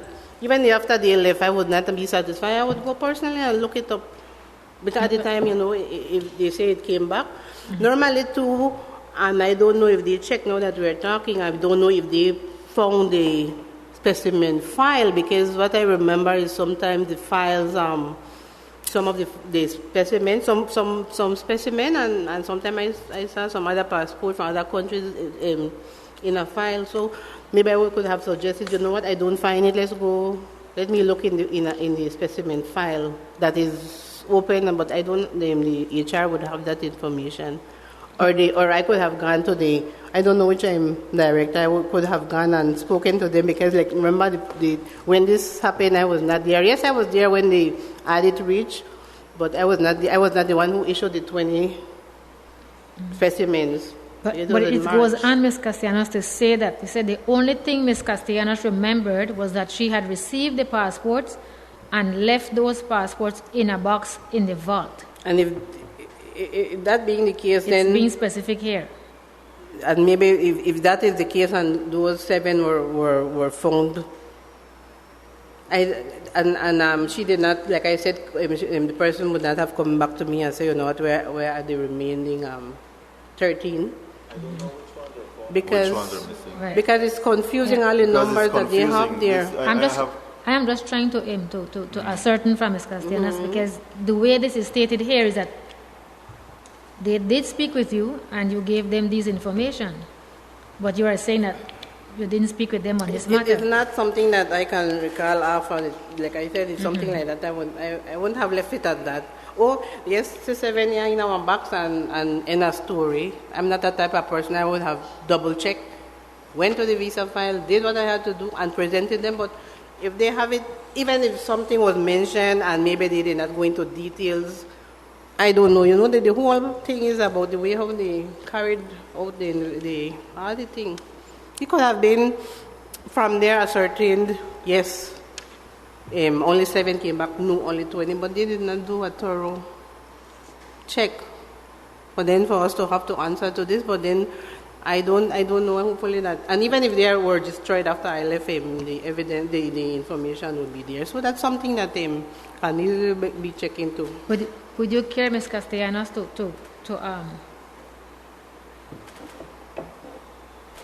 to say or to ask us to amend these? Because if you look at 25.6 and 25.8, they are very specific, and they name you. 5.6? Mm-hmm. So the 9 temporary passports are in a box in a vault held by yourself, and then 20. So these are specific. Is there anything that you need to clarify or you want to comment on these, since they are pointing to you specifically? Did not see it for 7 and then now it's 9 was found. Can I just, there's a difference between an emergency passport and a temporary passport? No, it's the same. It's the same thing, because they're called, sometimes they're called emergency, sometimes they're called temporary. Normally, when I issue it, I had temporary and then in brackets emergency. Okay. All right. We are talking about 20. I'm together like a liar right now. We are talking about 20 specimen passports. What can we do with 20 passports? Yes, the bottom line is they say they found 9 out of 20. That is really my concern, because the Auditor General says it it would appear that the department placed no importance on returned ordinary and temporary passports. But for me, that statement is misleading, because these are specimen passports. These are not passports that are to be issued. No way. I'm not saying that it is right to just get them back and put them in a but this report is not clear as to which passports were missing and which or I'm not clear as to whether these 20 passports are even missing, because the numbers do not correspond as to what they say is missing and what has been found. So I am really concerned about this, and I don't want the impression to me that 20 passports, good passports, went missing, or 7 or 9 or whatever the number was. So I just want to make that very clear. They did not even establish if they had no evidence was found to show that Cecil Van whatever received the specimen passport from Miss Louis. So even that they are questioning if that individual got a specimen. So it's not clear. Senator Rock, please. Ms. Castellanos, before this audit report was done, had there been any prior report taken or audit report done? No. So this was the first one after how many years you've been in the service? Oh, I wouldn't know that because I wouldn't have records on that, but I know 2011 to 2014. What I mentioned last week was that in the Dangrega office, there were auditors there, but we did not, because they did not, at least I did not see any report, because they called me on work permits or something to that effect, because like I mentioned, that they can always call in the department for further information or records, but I don't recall a report was submitted. I cannot say, but I did not see it on the auditing that they did in Dangrega. But other than that, no. Would you agree with me that your disposition here today could have been that because you were not evaluated prior to this, and this was the evaluation that took place that seemed to challenge your presence in the department, that makes you this way, makes you seemingly not wanting to deal with the issues? Dealing with the issue? Do you understand the question? No, I don't understand the question. Sorry, Senator. Well, Can you? I'm trying to say to you that I think the demeanor that we are seeing coming out of you is probably because for a long time you have never been investigated. Your department was never investigated in a rigorous way like was done with this one. And even during that time, we find that some of the people who came to do the investigation in your office were seemingly out of sorts. Would you agree? I can say... So, do you agree? I mean, I think you'd need to know what demeanor is. Because do you understand the question? He's saying that the way you appear today is indicative of the way you were carrying out your duties, but I'm not sure what is the way that you're appearing today to the senator. So maybe you could ask Senator Rock. What is my? I mean that I don't. What is the thing? Well, I'm trying to establish. We seem to be talking about things that occurred that you seem to have no knowledge of, or you seem to have no recollection of. No, that is the impression you got. Sorry, but no. I well knew what was taking place. I mean, with the auditing, because remember that they are auditing. Yes, they started in 2011, but several things are there even before my time. And once I'm there, I can answer about what I'm telling you. The reason being that because the audit did not come to me and said, Ms. Cass, or in depth, or we work together as one, and you say, you know what, we did try to get to the bottom of this. So, Ms. No, they didn't. That did not happen, and that is the reason why it seems like, it's not that I was not aware what was happening. I know what was in the vault room. I want to ensure that you're clear. Just so you're clear, the senator is saying that it appears today that you don't seem to, you're not remembering certain things, and that is indicative of the way you operated as a finance officer. I would want to give you the opportunity to respond to that directly. I don't remember things because I was not doing things as a finance officer. Well, did you recall the question, Senator The only Smith? question that I said so far on those that I don't recall that they came to me and said, even though they have that, I told them I found some in the vault. I'm just telling you that what I recall, if they would have come to me and said we only found 9 out of the 20, I would have questioned it further at the time. But because the auditors, we did not have that communication that, you know what, Ms. Castellanos, we need more information from you. We have to go back in the vault and check, maybe it was somewhere else because maybe the 9 were not sent at the same time. But it's not that I don't recall things, and at the time, maybe I'm getting the wrong thing, but that I don't recall things now, maybe I didn't recall it back then. No. Senator Smith had asked you a particular question, 25.8. On one, yes. Yes, and that's because from your response, that's why I was picking that up. Because, yes, that was one time, but you were saying that if I am not remembering things since morning, no. I remember things I remember details on a lot of things. Ms. Castellanos, I'll use my colleague's words. Let me see if I can help. I read to you 25.6 and 25.8,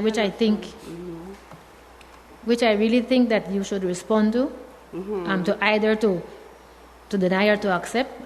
Maybe at this point in time you might want to consult with your attorney and see if you wish to put a statement to us as it relates to 25.6 and 25.8, whether you want to deny those statements or you want to... She stated, denying this one, she stated that the passport has been returned but could not remember by whom. That is so wrong, because when passports are returned, they're not returned, they're returned with a memo coming from whoever sent it.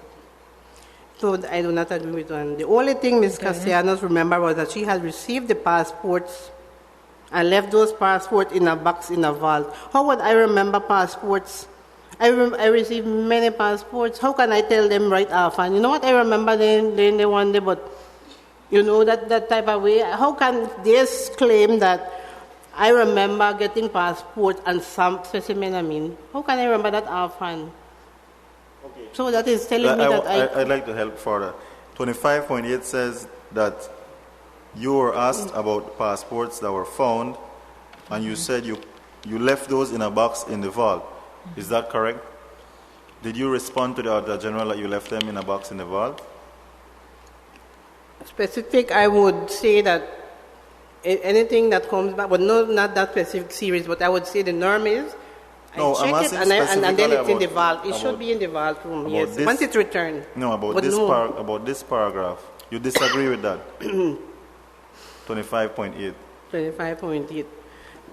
Right back to the...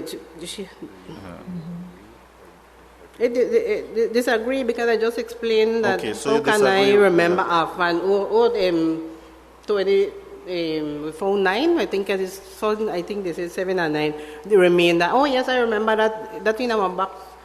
I could have said that those that come back normally are put in a box in the vault room, but I did not see. Oh, that specific one when you said missing the in there. There's no way I would have said that. So Okay. no, and no for 25.8. Specific question, because all of this discussion follows from the chapeau over paragraph 25, which says the Department of Immigration could not account for 7 temporary emergency passports which were submitted as a specimen to 3M Company.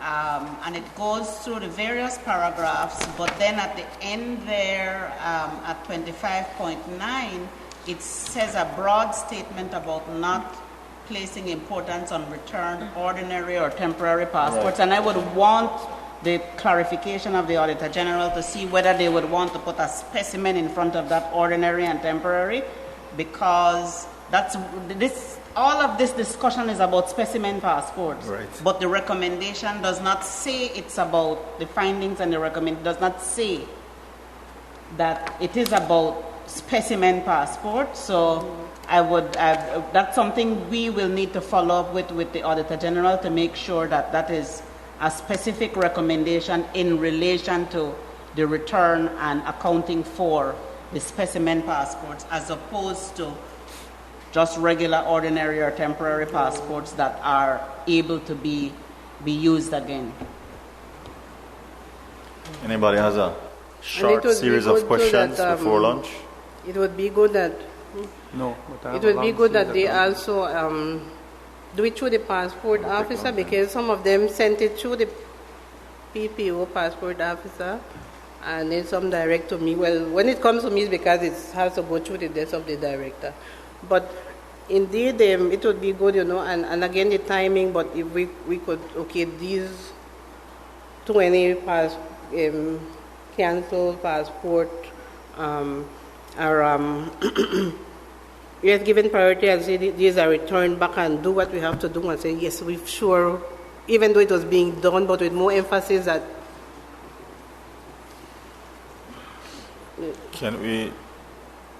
Do you have any other question? We should take 5 minutes, anything, so that we can take the break at 12, or we take the break now? Yeah. Yes. I know. Want to finish on this? You said you put in a new system. Is Maria put in a new system that assisted you in reconciling the 500 batches, remember, that you dispersed? Yes, right? Yes. And this, I'm trying to get some clarity here. And we know that you did not have access to the BPIS system. Mm-hmm. Is that correct? Yes, I did not have access. So how was this reconciliation done? I explained earlier. Yes, I remember that the IT manager gave me a report, and the passport officer and you did the reconciliation. And you did that reconciliation? Yes, I did. I had to do it. Yeah. Good. Mm-hmm. Can you lend us some clarity as to paragraph 11.6? Lisa? This is page 27 of the passport report. Passport? Yeah.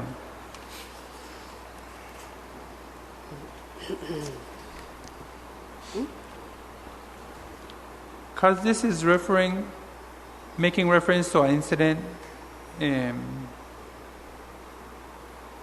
that took place on the 11th of December 2014. Yeah,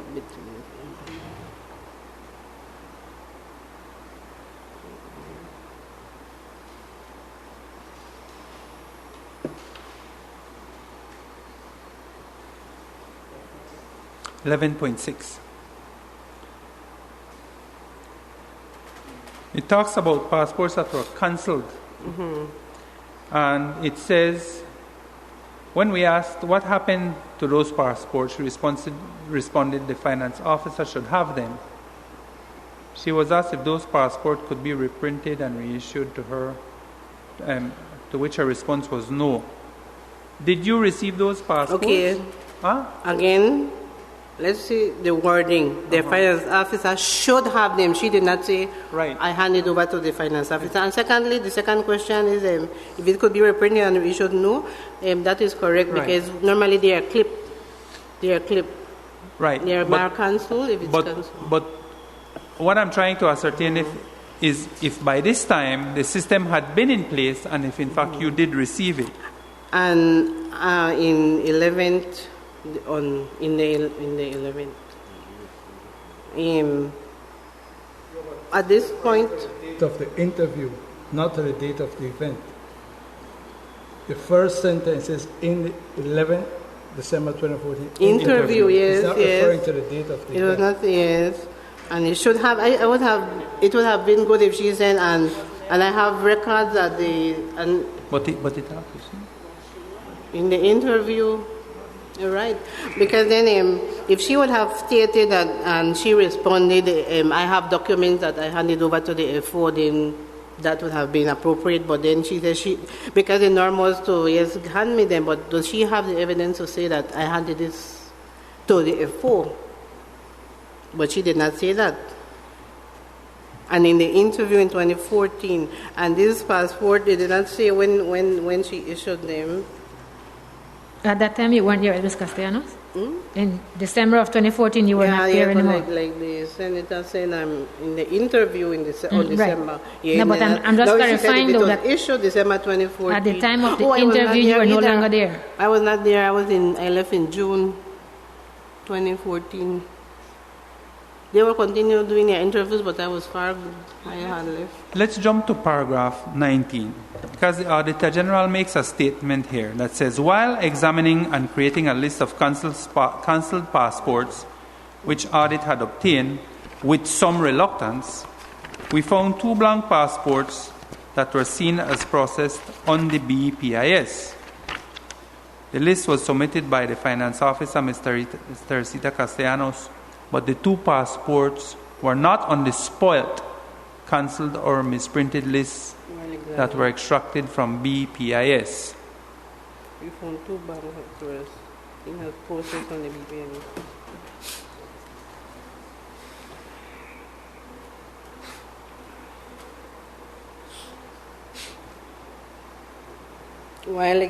While examining and creating a list of cancelled passports, which audit had obtained with some reluctance, we found 2 blank. So the question is, the list was submitted by the FO, so I don't see why I will make any reluctance. But anyway.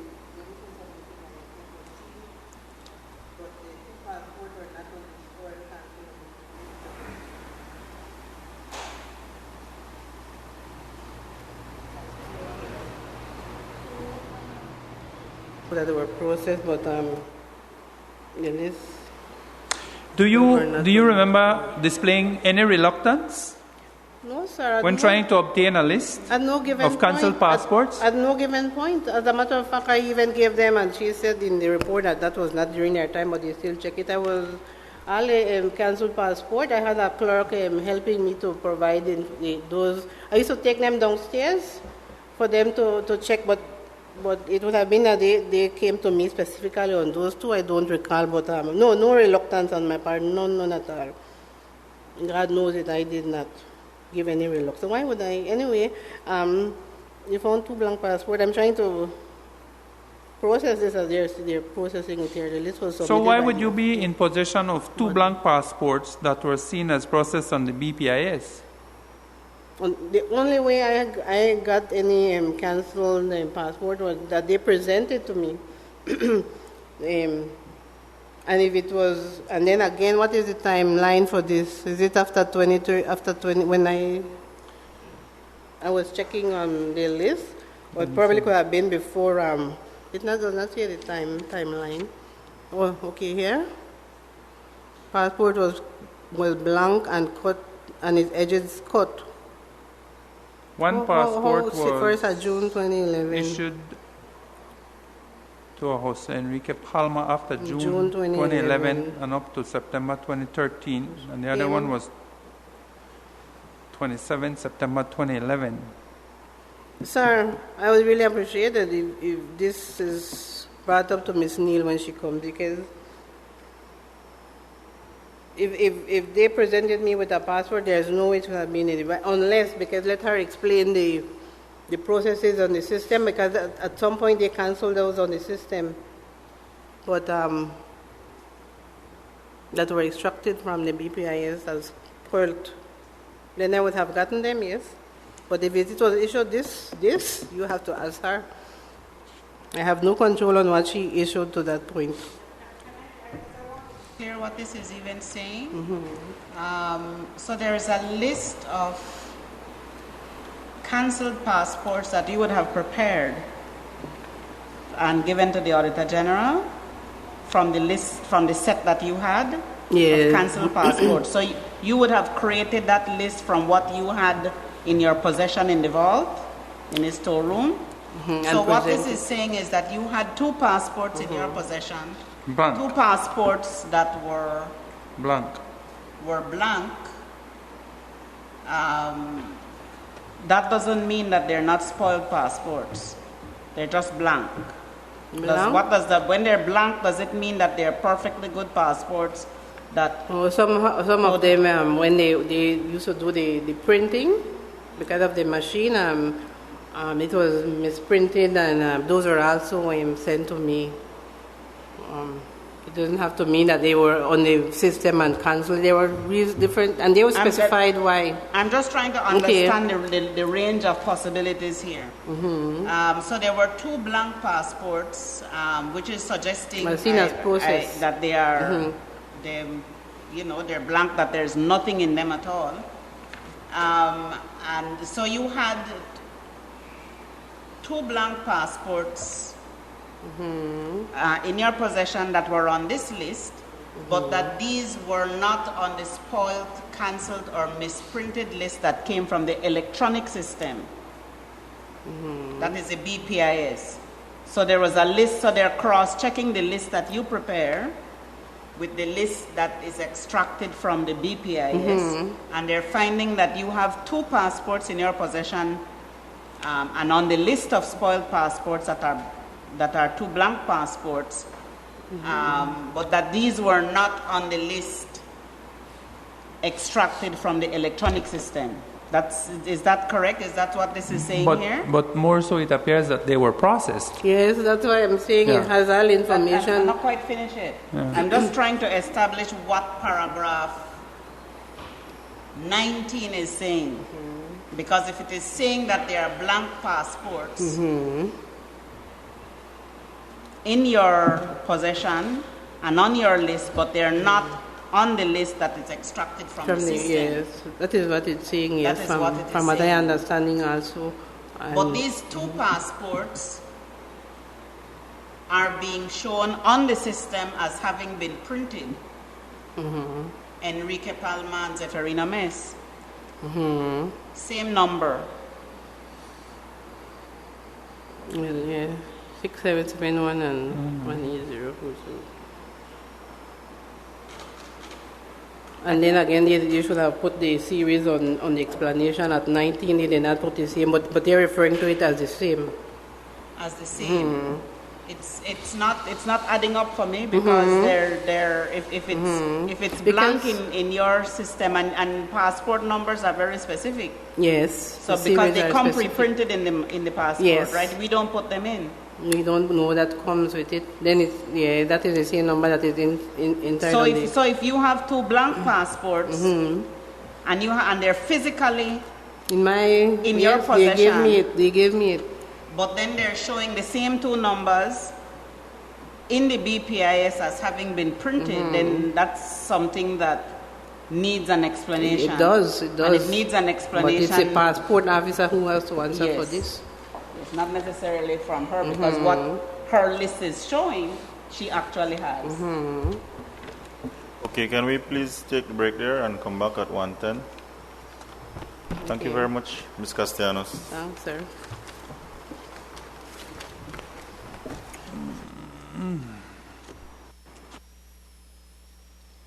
All right, so that, it appears that the Senate inquiry, that is, will break for lunch, which is usually 1 hour. So at 1:08, we would expect to be returning live out of Belmopan inside the National Assembly, where I'm not certain if it's going to be Miss Castellanos who will return as witness, or if it will be Mr. Gordon Wade, who was also scheduled to appear today. But whatever the case, we will share that with you whenever we return. For now, we do take it back to the studios.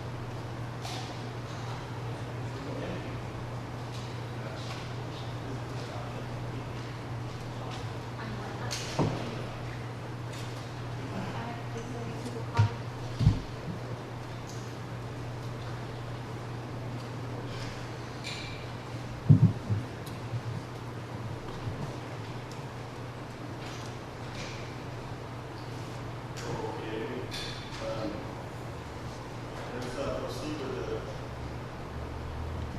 public hearing.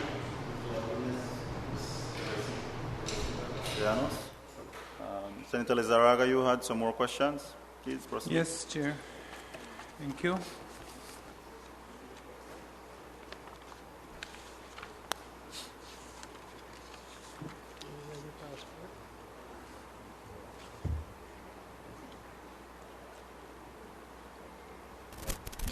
Good afternoon, Lisa. Good afternoon, Belize. We come to you live from Belmopan inside the National Assembly as the Senate Special Select Committee continues its probe into the Immigration and Nationality Department. This morning we had Ms. Teresita Castellanos, former Immigration Department Finance Officer, up here, and she is continuing now with questioning from Senator Markham Lizarraga, representing the business community. And improving the department, correct? Yes, sir.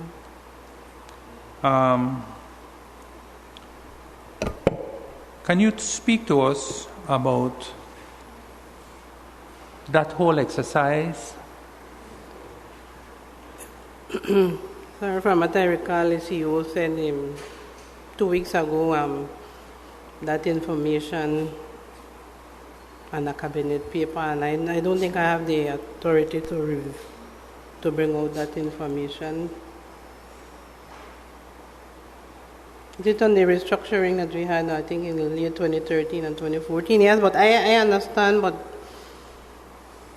it would be best if those at the higher level, as I was made to, I heard I am only the finance officer, so... But you were a member of the committee. Yes. So, for the record, you're not comfortable in speaking about... Disclosing. Yes, but it's not, it was not anything... should be anything top secret. It's just the restructuring, but I think because it involved the CEO had said it involved the staff and the restructuring and of posts and that sort of things. It basically that because that was done after all these things were happening, and they're trying just to fix the department, introducing the customer service, which is there already, enhancing the customer service. I have a small part of that was to be implemented in keeping with the restructuring exercise in implementing better services at the department. The customer service, frontline service had a numbering system by the window, and a person familiar with the process was assigned to accept the application in this section before assigning, to avoid long waits and having to be returned for missing documents. Because it started from there with the customers coming in, and sometimes you go in for applications for something, and then the entire application is not filled out, and then you go back. You need to go back for this, you need to go back for that, and they had the customer up and down to avoid that sort of thing. Better service. You were very frank and candid with us in your last appearance, and I guess I wanted to ask you if, as a part of this committee, when you were a part of this committee, were you satisfied with the frankness and the openness in which the issues that you identified were rampant in the department? Were you satisfied that all those issues were properly addressed in that committee? Yes. Well, you all know about the visa vetting committee. I think that was for the nationality, and those are in place. Yes. The customer service, like I said, in depth,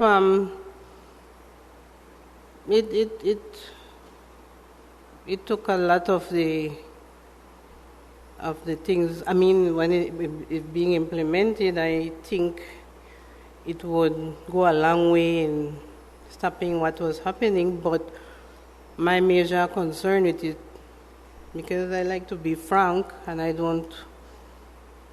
I'm not liked for it, and that is the reason I was not adored where I came from. But in all honesty, you have things in place, and you have the same set of people in the department at the different levels. My doubt in my mind was if you try to change the system, you try to put things in place, and again the resistance is there, and the little that the officers found out, they were making a big issue out of it. It has to be fully implemented and policies put in place and enforced. And again, I'm not afraid to say it from the very top, and I don't want the media to go saying things that I did not say, but I meant the ladder, and you have a ladder, you know it goes to very far heights. It's not just at the ministry level. We have that, as I mentioned before, the political will and the determination to do what's right. Because being at the department was not just, I'm the finance officer, but I'm a Belizean who loves my country like everybody else should. So it's not just about I being the FO. Yeah, my party was instrumental because I want changes for the betterment of the country. That we can, as Minister Hall said, that we can say this passport, this is me, this is my passport, this is a valid passport. I am now a Belizean, and getting it the proper way. So that I think the passion came along that not only was I was a FO, and because in a conversation with an immigration officer saying that I think that I am God, or I have too much powers, but like I mentioned, the power that I have is the financial regulation, and their power is the Immigration, Nationality, and Passport Act. That is their power, but that does not mean that we should abuse the powers that are given to us. But all in the long run, yes, the thought, the concept was there, and hopefully you know that the officers, after all this is said and done, that the officers will have a conscience and do the right thing for our country. Ms. Castellanos, did you see the recommendations of that committee? Were you privy to the recommendations? I know you were privy to the discussions, but were you privy to the recommendations? The discussions and the minutes of meeting, no, I was not privy. I was not privy to the information. But I, especially in my part as a finance officer, I took notes in regards to the level, because remember I would be the one along with, of course, the director and the administrative officer on the budget. So it involved, because with the restructuring, the posts would have been to be 3 deputy directors. So my involvement, I took down my particulars that I needed to have a good understanding so that I work on the budget. Those could be written to finance for the necessary approval with the staff. But you were not privy to the final report that was submitted to cabinet? No. Okay, because what I wanted to ask you was were you satisfied with that report? But you never saw it. No. But you were satisfied that all issues were ventilated properly, from top to bottom, in those meetings? Ventilated, and the director, because at first I wasn't too happy, because the other, yes, we had some CEOs and the CEO from our ministry. The minister did well, Minister Halls. He was there some hours with us, many hours, brainstorming. But at first, when I noticed that because I'm the type of person that I will listen and listen, and then the director was making suggestions, because we have to remember that she is the one every day, every single hour, she is the one actually doing the groundwork for the department. And her, at first I noticed that they were not taking her recommendation into consideration, and gradually that turned out, because she had some valid reason on why you should not do this, or why you go another route. And to me, it wasn't being accepted at first, but gradually it came along. Let me ask you this question. Why did you leave the department? I was transferred out of the department, which is a regular, we have regular transfer. A finance officer normally remains at least two years, mostly the minimum, 3 years and up. And I was surprised that I got an email an evening after 5 and direct from the ministry, sending me the memo from public service, because public service is the one who does the official memo for transferring. And that evening, I just told the director who was talking to me, she started to give me a whole list of plans that she had. We can do this, we can do that, as usual, as was the norm. And I tell the director, did you not get that email about my transfer? She was shocked, she was surprised, because normally it would have gone through her. But the email, I got it direct. So I was transferred, but like I said, I put up a fight, and I got that in late January 2014. I remained there February, March, April, May, June. I got about 5 different letters, and the Minister Holiday support us on having me remain there because it's not okay, you'll remain here forever and ever. But he said, until this is the audit was there, the auditors, and then on the restructuring, I was a part of it. So I was just surprised. I did not request it for sure. And I did put up a fight, because when I believe in something, I just didn't feel comfortable leaving at that time. And then with the audit, especially after the some incident that occurred with the auditor, with no involving the talking about bangles and coming for me with bangles and that sort of thing. I didn't feel satisfied that I would be leaving and could not answer certain things that I would have easy access to at the department records, for example. And I'm out right now, and so I understand you questioning me earlier this morning, but then I'm not privy to those information any longer, and I would have wanted to stay there a while longer. You had a handing over, and you handed over all your inventory, all the passports, yes, I handed everything. over everything. Okay, there was no issue with the handing over. No, and as a matter of fact, because of the other passports in Belize City, we did a special trip to check those at our place in Belize City. Everything was the handing over went quite fine. No, there are allegations in the passport report, section 50.2, and I will read it to you and seek your comment. It says, according to Ms. Chavarria, she was given Belize $500 in bribe to facilitate the passport.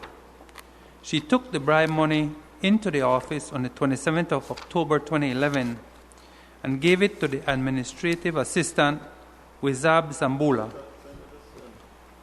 I don't think she's found it as yet. That one very important. Yes. Address. It's 50.2. 50.2 in the passport report. Paragraph 50.2. Okay. I don't see anything. No, that's not. No, not this. You sure it's a visa? Is visa? Special audit passport. 50.2. Yeah. Oh, What right page? here. Okay, Page 50.5. 50. Page 79. Page 82, I have 50.2.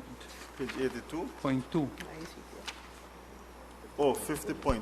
It goes further Yeah, then. 50.20. Okay, Okay, goes sorry. further, all right. Sorry. So let me read it again. According to Ms. Chavarria, she was given Belize $500 in bribe to facilitate the passport. She took the bribe money into the office on the 27th of October 2011 and gave it to the administrative assistant, Wizard Zambula. Sambula. Ms. Chavarria further indicated that he, Wizard, said he would give it to the finance officer, Teresita Castellanos. Ms. Castellanos, are you familiar with this? I am familiar with it, but this is not the way how it happened. Could you tell us how it happened? My recollection is quite well.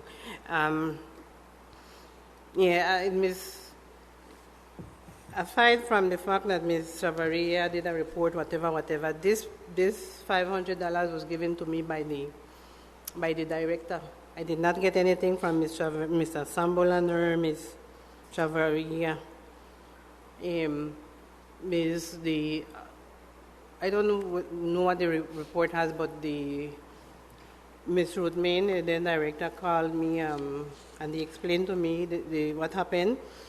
And she told me before I have the money, the 500, and then I did not get it right away.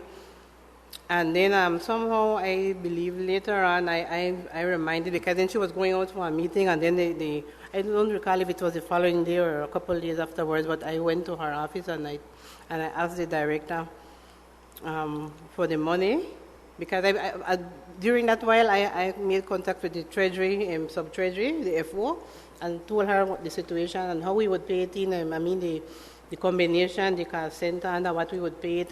Miss, I don't think you understand that they're saying that this is bribe money. Mm-hmm. It is a bribe. Somebody was being paid to do something. Yes, but you want me to start from there because I did not see the report. Yes, it was, yes, from what Mr. Chavarria is saying, yeah. Yes, it was a bribe. At the time, okay, let me just go at the time, the passport office, they still had a passport office in Belize. They had a passport office in Belize City that it was printing passports. That bribe took place in Belize City with Ms. Chavarria and I think a Chinese individual. Okay, the thing is that money was handed to the director. That money was handed to the director. And if you want to get to the bottom of it, yes, I went and I got the money from the director. But regarding the report and the bribe, that's why what I'm saying, that we paid it $500, as I was instructed, into the Treasury. That money was paid into the Treasury. That money that the person took, the $500 that person took to Ms. Chavarria, Ms. Chavarria did not accept the money. I have to confess that I am absolutely confused. But this is what we really need to get to the bottom of this. According to Ms. Chavarria, she was given the $500. I'm confused too. And the only thing I'm not confused about is that she was not involved at the time. Right.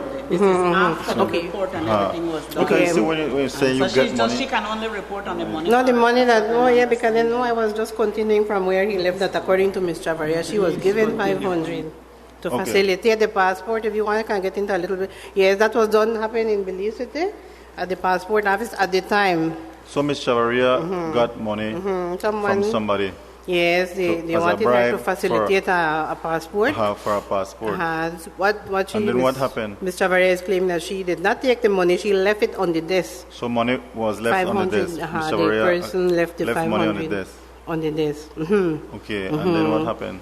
Okay, and that part I don't know. I think the director was in Belize City, or Ms. Chavarria must have brought it up to her. I don't know. Some investigation who was the director at that time? Ms. Ruth Main. Some investigation was done regarding that passport. Okay, well, let's just focus on the questions, please. Okay.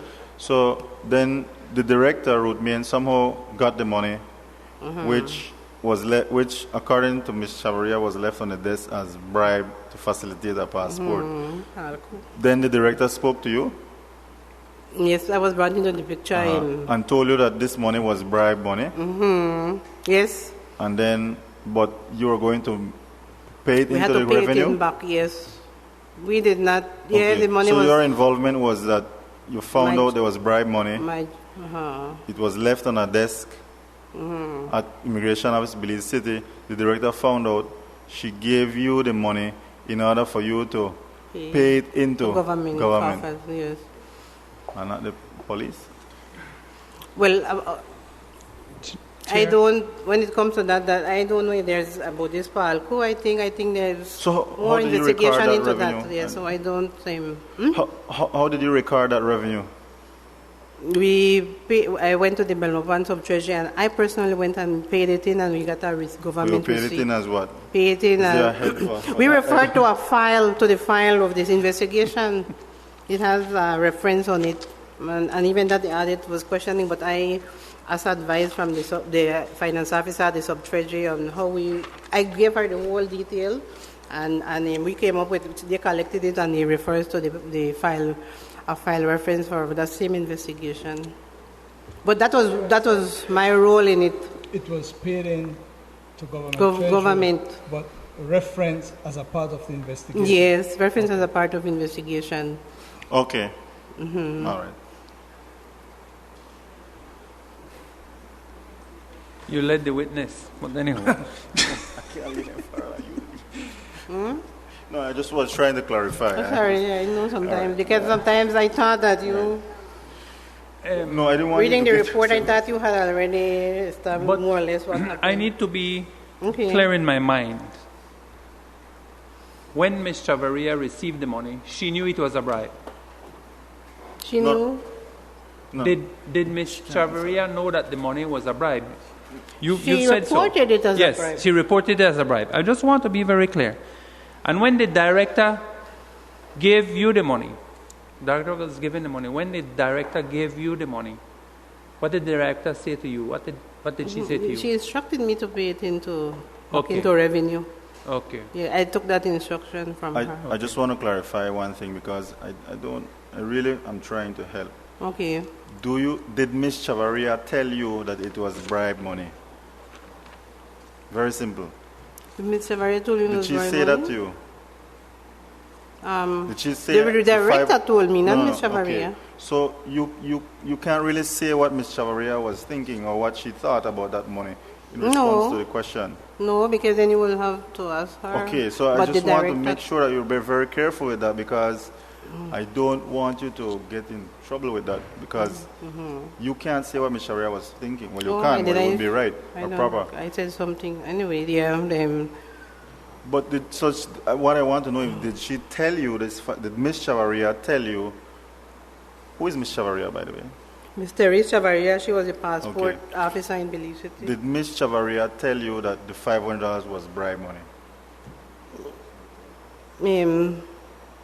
No, Okay. no. And if it was, and if, okay. The director told you? The director told me. Okay.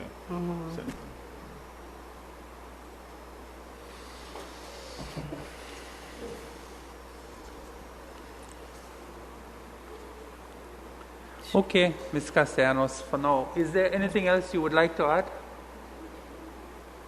to the testimony you've already given us? Anything in specific? No, just in general. Is there anything else you'd like to tell the committee?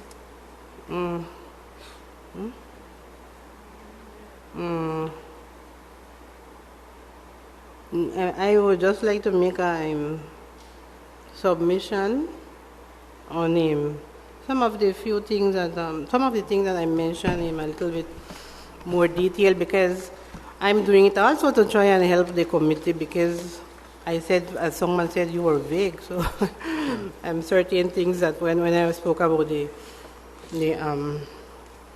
lack of support or the resistance, I just gave a few instances, We certainly look forward to any submissions you have. But there's one thing I'd like to request, as we've been requesting of all the other witnesses, is... Go ahead. Will be sent by email. You want to submit that? Yeah, Can you submit it now? By email, but if... Yeah, If we you have can it ready get now, it out. please, yeah. Also, I'd like to ask, Chair, with your permission, that we ask Ms. Castellanos to please review the recommendations that the Auditor General has made throughout her report and submit to us in writing as soon as possible those items that you have difficulty with or that you would like to see strengthened or that you disagree with. Could you do Sir, that? Yeah, but then that I understand, but those recommendations, I see you're asking everyone. I would leave it to them, to the experts. Well, My recommendation. There are a lot of recommendations that deal with financial Well, if I can controls, with address those reports. as Let me finish. There are lots of recommendations that deal with controls, with those areas that you are responsible for. And we want to strengthen, at the end of this, we want to strengthen this process. So if there's some recommendation that you do not agree with, or that you think could be strengthened, or that you think is absolutely off key, we would like to hear from you. In the finance area? Sorry? The finance area? Yeah. It's a request. It's just a request. If you have a particular issue with any of the recommendations she has made, if you agree with them, fine. You don't have to comment. It's just those recommendations. You have the pages what you No, it's overall. Yeah, overall. It's throughout her 3 reports. If you have any issues with any of her recommendations, could you please let us know? Otherwise, we will go on the assumption that you've agreed with them. If you do not.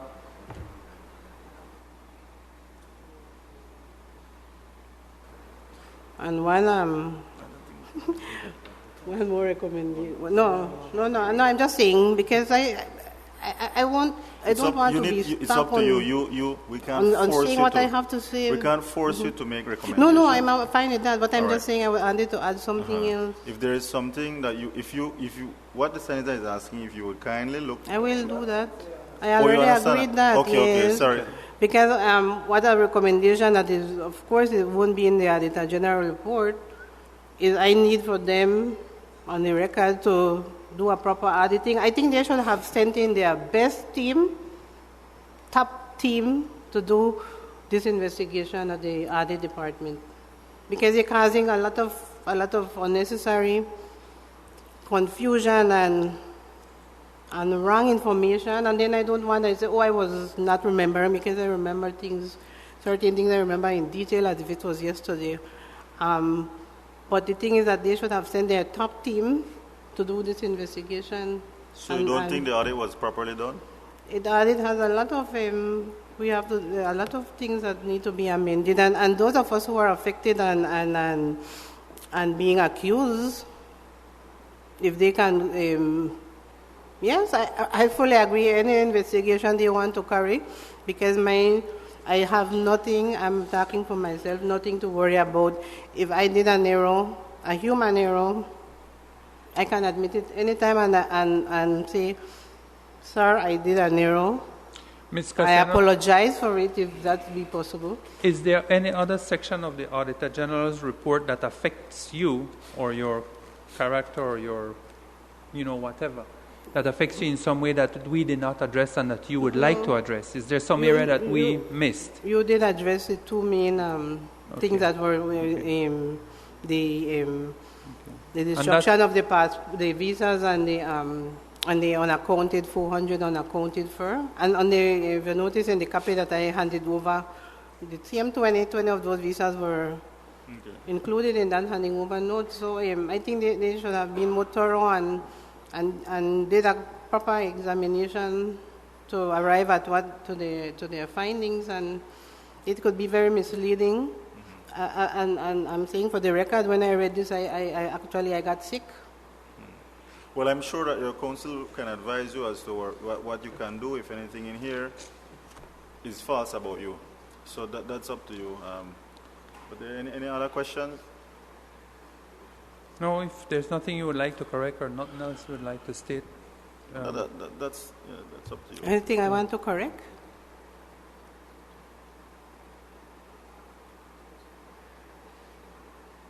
Oh, on the same errors?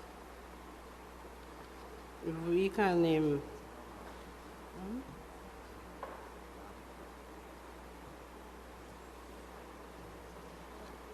Right, anything that That, as I'm saying, is if there's anything which you feel absolutely strongly about, some things being said to you that are untrue, as false, misleading, or you can make the submission through my you can take that up with your counsel. Through my attorney. So, yes. So if there are no further questions, then thank you very much, Ms. Castellanos, for your time, and we'd like to proceed with the next witness, Mr. Gordon Wade, please. Let me give you the copy.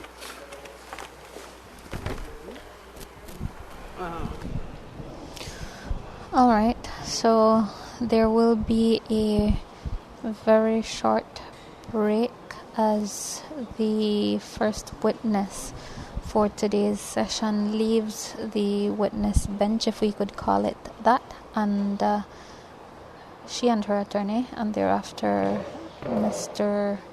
Gordon Wade will take the oath once more, and the questioning will proceed. I just want to remind or inform our listeners that during the lunch break we had an interview with the chairman of the committee, Senator Aldo Salazar, and in particular it was in relation to the summons that has been sent to Mr. Patrick Tillett. He confirmed that has also been sent to Mr. Eric Chang for them to appear. If they do not respond or appear as a result of that summons, then there can be follow-up via something akin to a warrant, although he was careful to not necessarily call it a warrant.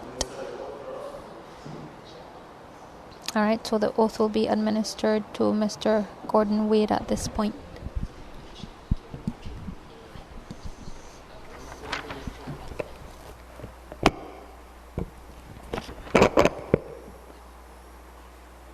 I, Gordon Wade, do swear that the evidence I shall give to the Senate Select Committee touching the matters in question shall be the truth, the whole truth, and nothing but the truth. So help me God.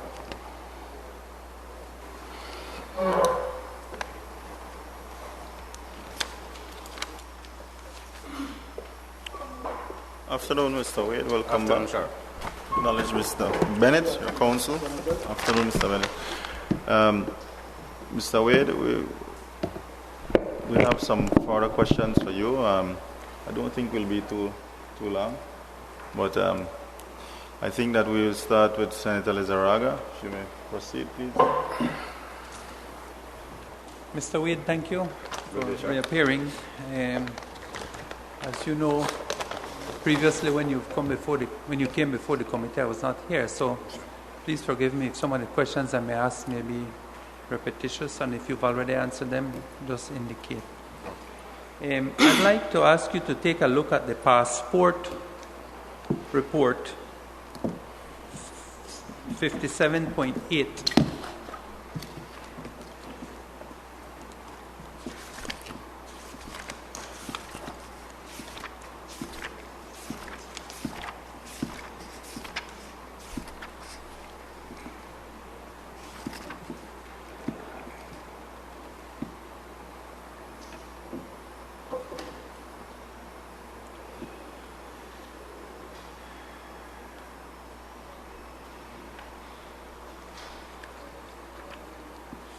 You are listening to CREM FM, the broadcast of the Senate inquiry from inside the chambers of the National Assembly in Belmopan is made possible through the kind sponsorship of our official sponsor, SMART.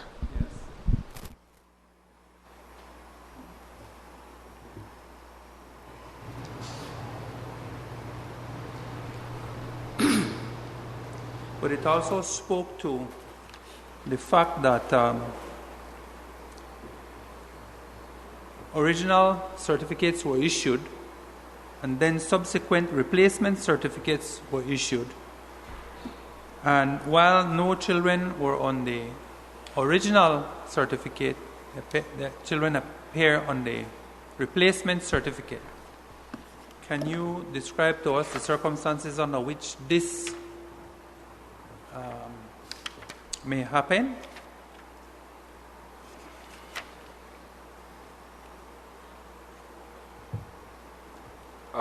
Was there a change in policy? No, sir. What I think you might not be aware of is that initially upon attaining a certificate, you can subsequently add your children. If they are not included on the initial stage, there are provisions for that. Section 13, Chapter 161 provides for that. Was the Auditor General made aware of that? They were, yes. Okay. I wonder why she's saying this situation suggested fraud and should never happen, as confirmed in an interview with the OIC Nationality Section, Mr. Gordon Wade, on Monday, April 7, 2014. Did you confirm that this situation could suggest fraud? Not that I recall. There's clearly provisions for child addition. And it's not hard to ascertain when a file comes to you whether or not the initial file had included children or they were added subsequently. So unless the signatures that correspond, the seals that go along with the certificates aren't considered or seem to be genuine, then I don't see why it should be considered a fraud. The law provides for child addition.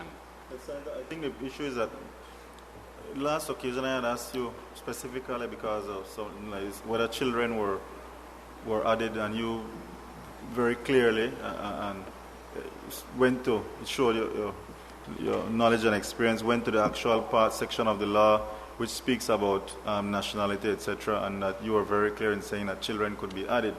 So I think he had clarified that issue on the last occasion. Thank you.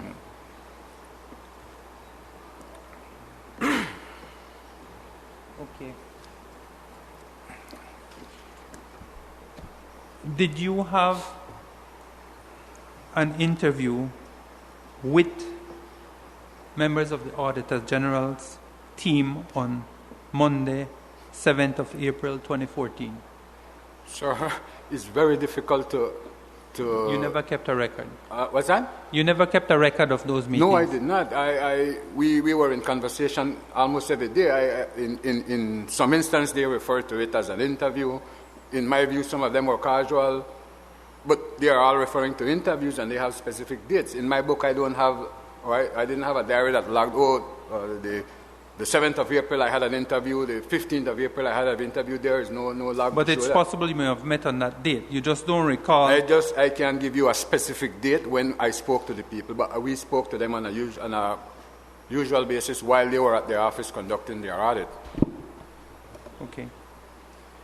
Can you comment on the matters raised under 59.8?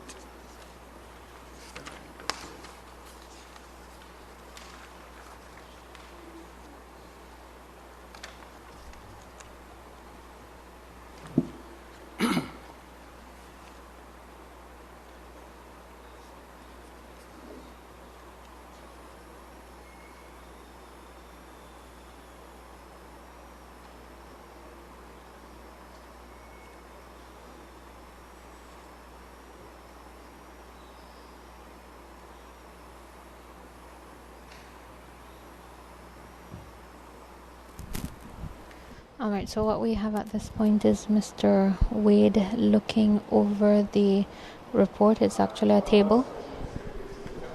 Would you comment on what happened here, in your view? What happened here is basically on swearing-in dates. Mm-hmm. When there is a swearing-in ceremony, whosoever attends the ceremony would be sworn in as a Belizean and can subsequently apply for a Belize passport. There were instances when applicants that were to be sworn in that specific day would have liked to apply for their passports. Swearing-in ceremonies are done 2 o'clock in the afternoon, sometimes culminating 4 in the afternoon. By that time, the cashier would have been closed. So these people would have asked the director if they could apply for their passport or start the application process just to have the payment made before cashier closes. And when completing the ceremony, they would go back to the office to complete the process. So then they could submit a nationality certificate that was not signed or stamped. And what do you mean not signed? If you are attending a swearing-in ceremony, sir, your certificate has been signed and sealed. You are actually just going to do the swearing-in. Well, the process doesn't start there. The report is saying that Ms. Ruth Main would ask them by phone to start processing of passports without the certificate signed or completed.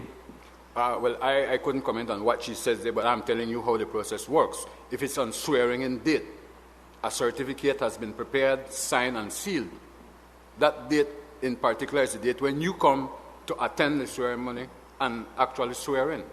But you're saying that the commencement of processing for the passports could commence? Yes, sir.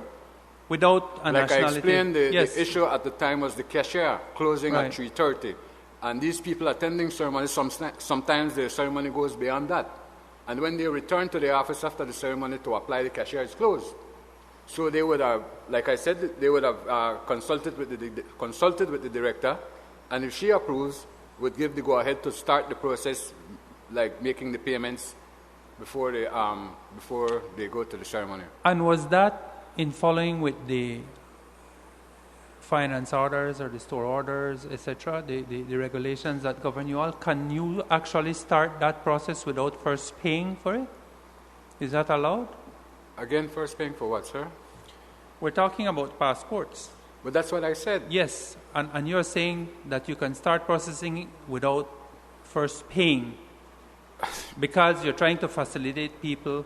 Sir, what I said was that this is referring to swearing-in dates. Okay. On a swearing-in date, everything pertains to a nationality certificate has been paid for, signed, and sealed.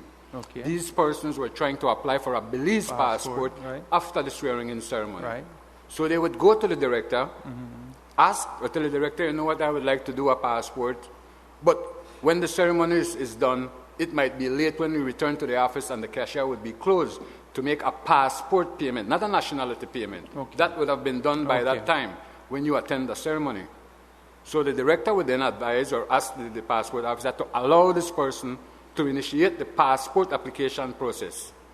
It's not nationality. Nationality has been completed at that stage. I wonder why then the Auditor General says that passports were processed with invalid certificates. So I couldn't answer that. And why the processing of passports could commence without signed certificates.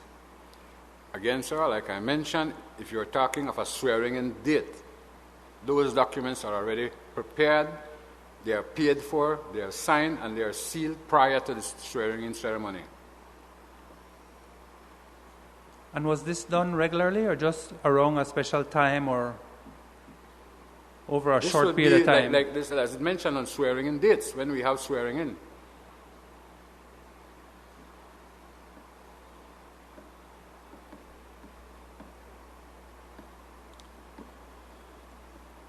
You have any ideas as to why this process needed to be rushed? That the director would call them to process the passports even before the individuals took the oath of allegiance? Or was the big rush? I don't know, sir.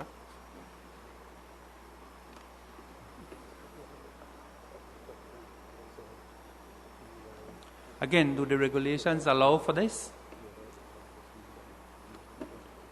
Excuse me, sir? Again, do the regulations allow for this type of action in your view? When you mean this type of action in the director allowing someone to start the process? Yes, sir. Without the nationality certificates having been signed, having been processed.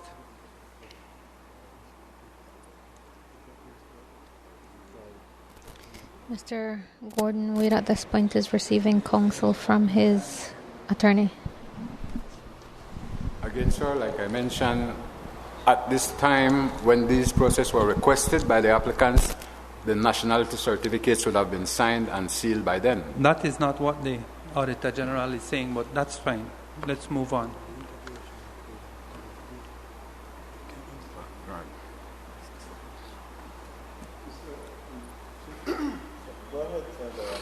Mr. Wade, have you ever acted outside your pay grade? If I ever outside, Have you ever acted outside of your pay grade? In other words, have you ever acted in a position that you did not hold? Like,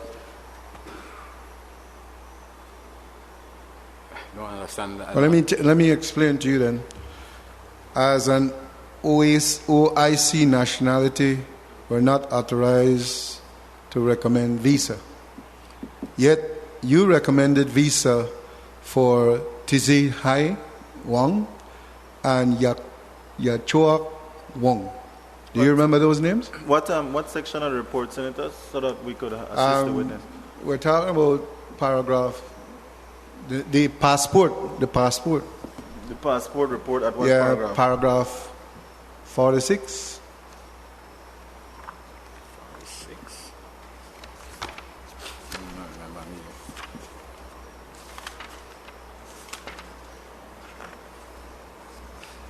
46. You're talking about the table? Yes, 46. Everyone is once more trying to get in order to locate what section it is that Senator Ashley Rock, representing the churches, is referring to when he questions Senior Immigration Officer Gordon Wade about some of his actions taken while in a specific position.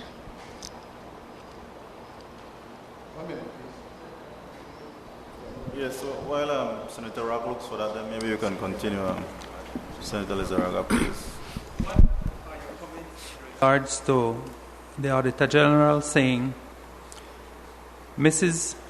Flowers also said that the officer in charge nationality, Mr. Gordon Wade, would bring a copy of the certificate without it being sealed or signed to her, and she would approve the processing.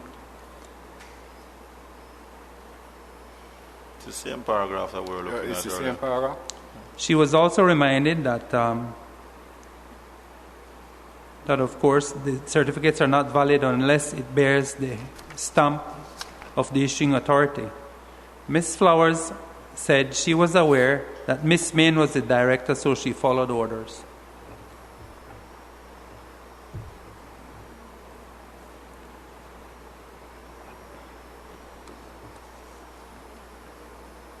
So what was the question in respect to that, sir? What are your comments, Mr. Wade?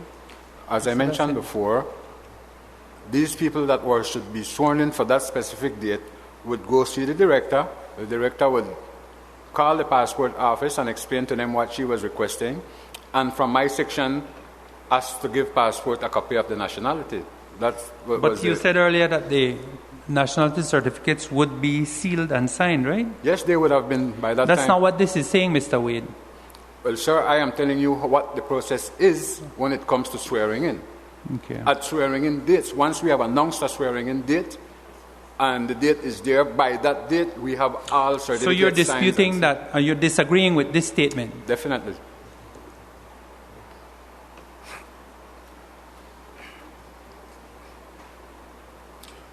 Well, it's not your statement, it's Ms. Flowers. It's not my statement.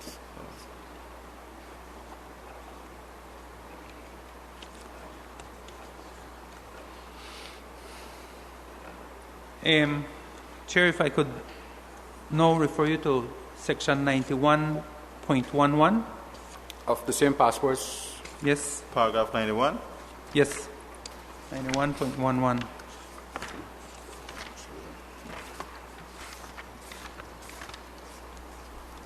Page 178.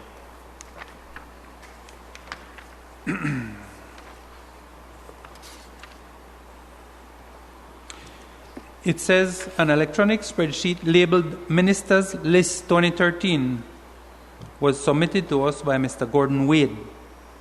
Can you speak to us of this Minister List 2013, Mr. Wade, that you submitted?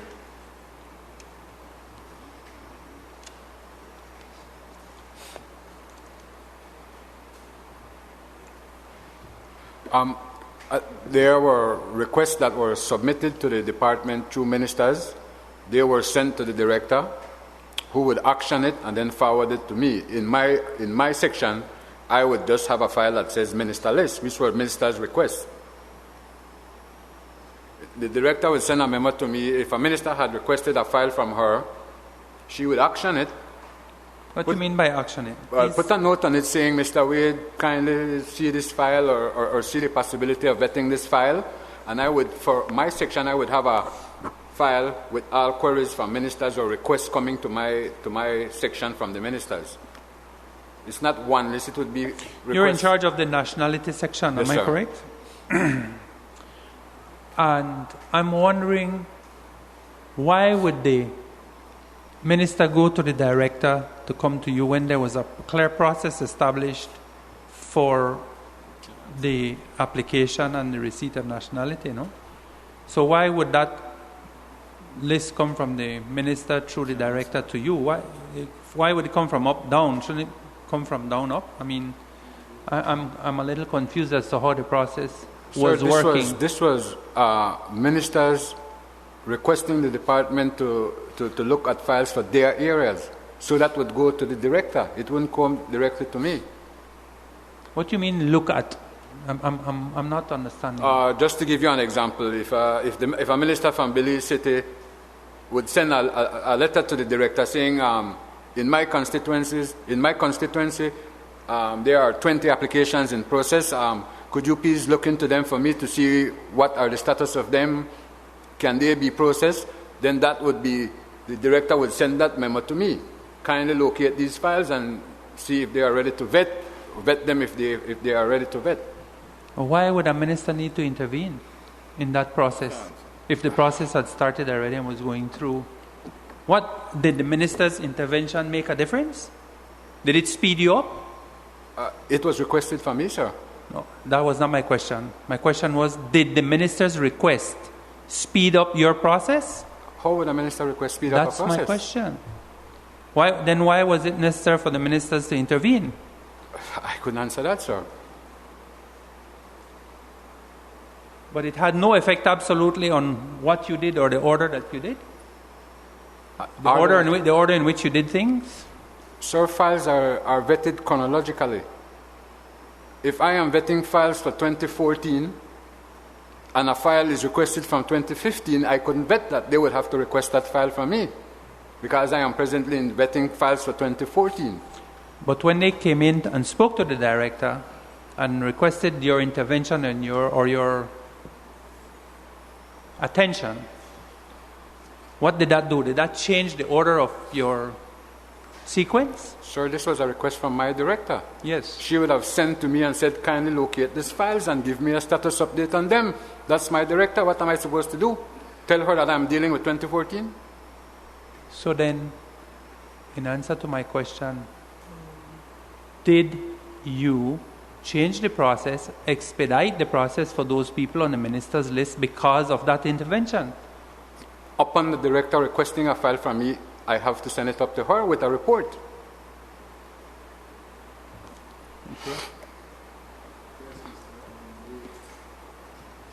Okay. Back at the nationality report. Was it passport or nationality, sir? Nationality, because you told me the nationality passport first. report. Okay. In there, can you account for why you gave approval for recommendation for the following application? What section is that, sir? 45, 46, 48. I can't pronounce the name. It's Tizing Wang and Zekor Wu. I can't pronounce those names, but those two people. It's paragraph 45, 46, and 48 of the nationality report. Tizing Huang, you recommended him for nationality 9 days after he entered the country and obtained permanent residence, no proof of financial independence, discrepancy in name and application incomplete as to date. And then Yakum Wu, you recommended nationality before the 5 days period expired.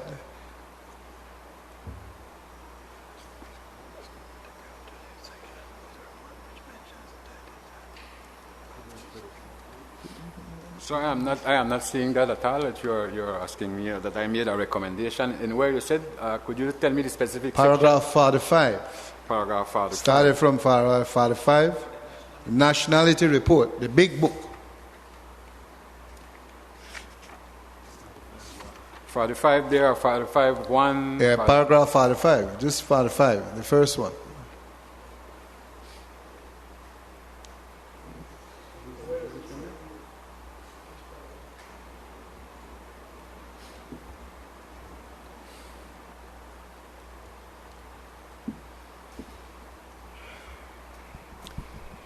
You are listening to Crum FM. 45, point 13.13.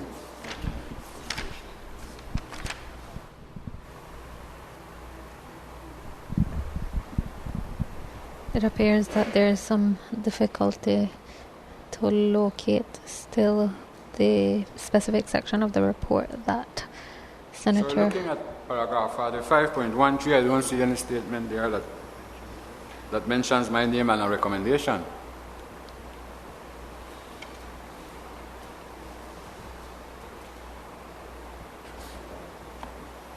So you're not Mr.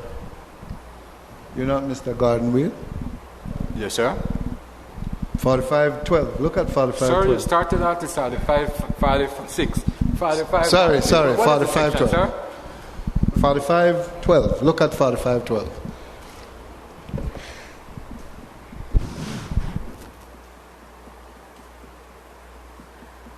Yes, sir, I made that recommendation. That is the way I usually vet a file.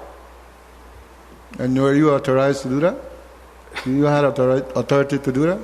Sir, I was the OC at the nationality section, and I was the final vetter. I think there's confusion. I think that the word recommendation or recommender has been used in these proceedings before to describe somebody who is part of the process or shouldn't be part of the process, whatever the case was, to say that I recommend this person for a passport or whatever, for nationality, whatever it was.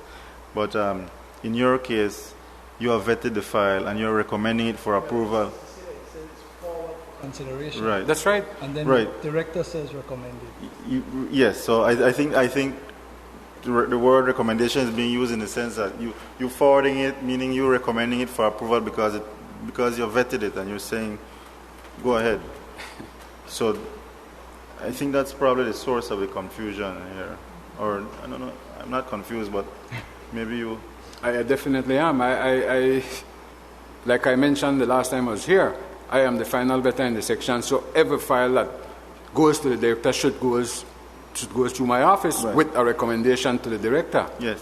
So I think that's the issue. So your answer is that you would recommend it because it's a part of your duty. It's a part of my duty. I do the final vetting. Right.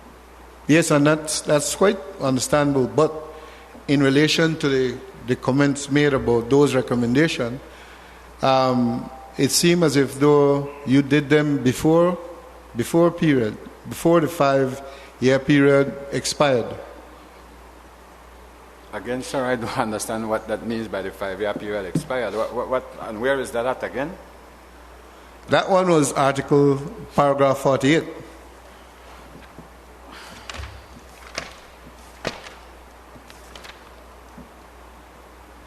Uh, 48.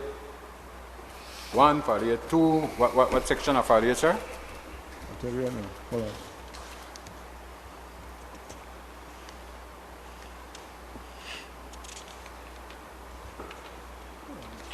Senator, is it 48.3? 48.3. 48.3.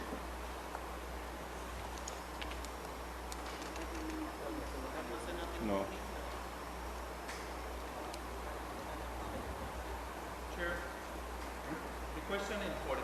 Actually 45.13, which said Mr. Wang was issued Belizean Nationality Certificate 28428/13 dated the 4th of June 2013, signed by Mr. Elvin Penna 4 months and 20 days after his visa application was approved and issued.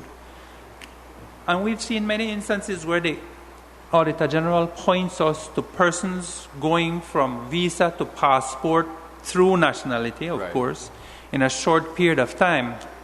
And I think that is what baffles us. While we may not understand the language or might not know the systems like you do, we're certainly confused as to how somebody could, in a short period of time, go from visa coming into the country to being a citizen with a passport.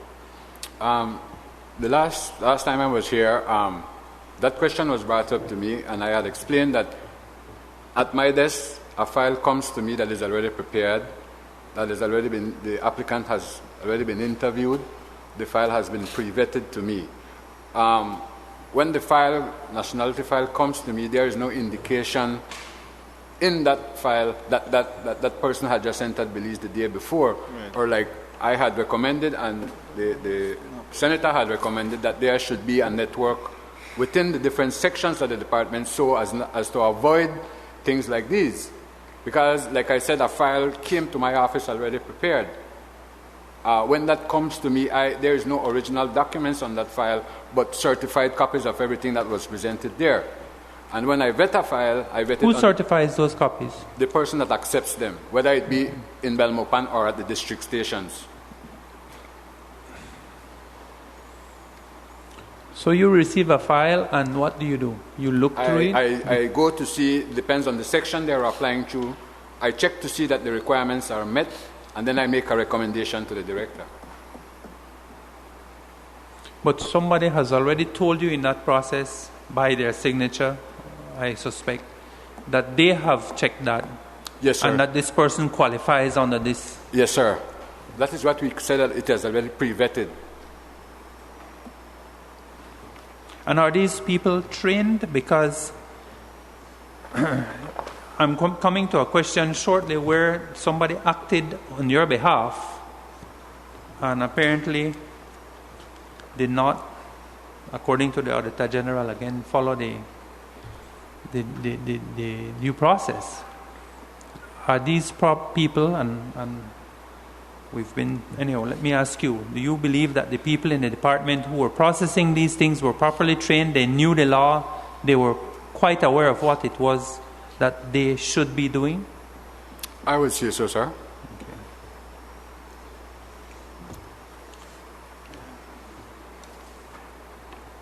Chair, if I may continue.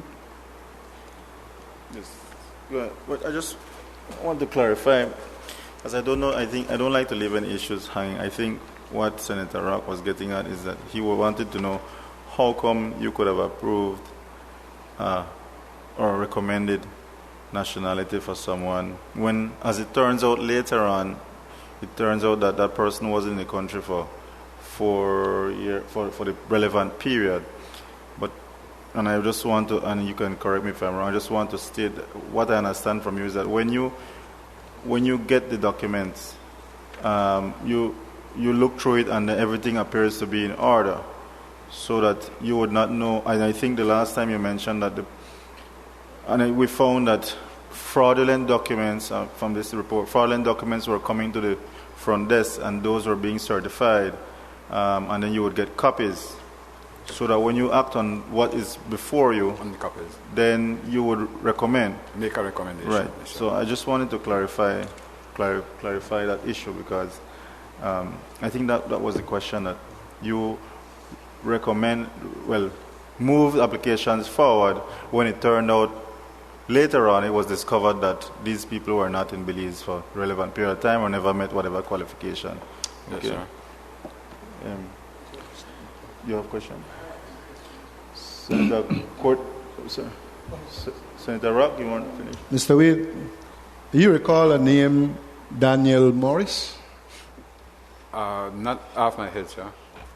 Okay, he was a gentleman who was an American who was found with a Belizean passport. Okay. Do you recall? No, sir. No? Well, then you won't be able to answer the question. If you look in the passport book, the passport report,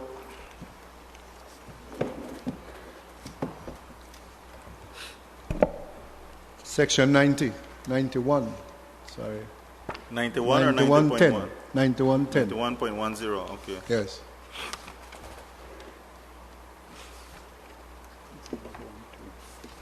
Trying to understand that. But since you don't recall, maybe you can help me now with that report to understand what was that about.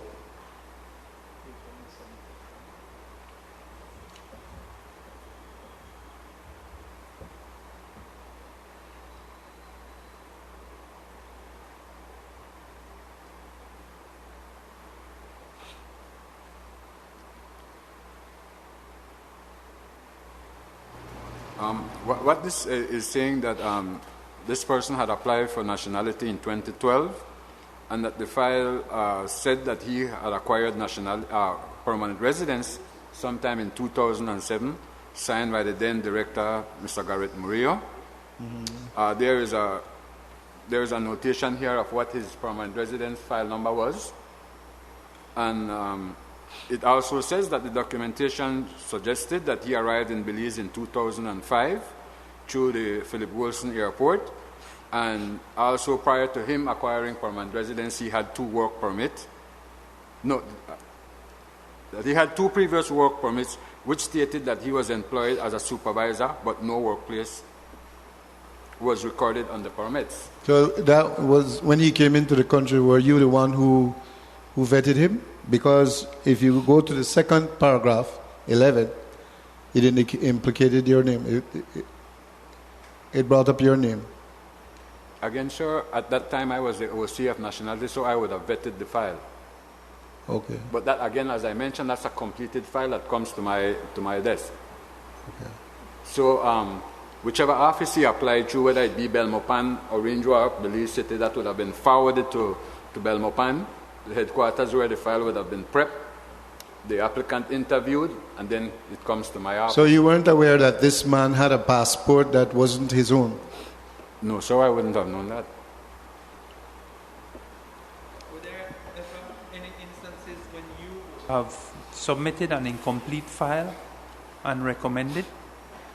Again, sir, last time I answered that question, and when a file was requested from me for a status report, I would have made a vetting on it stating what was the present status of the file.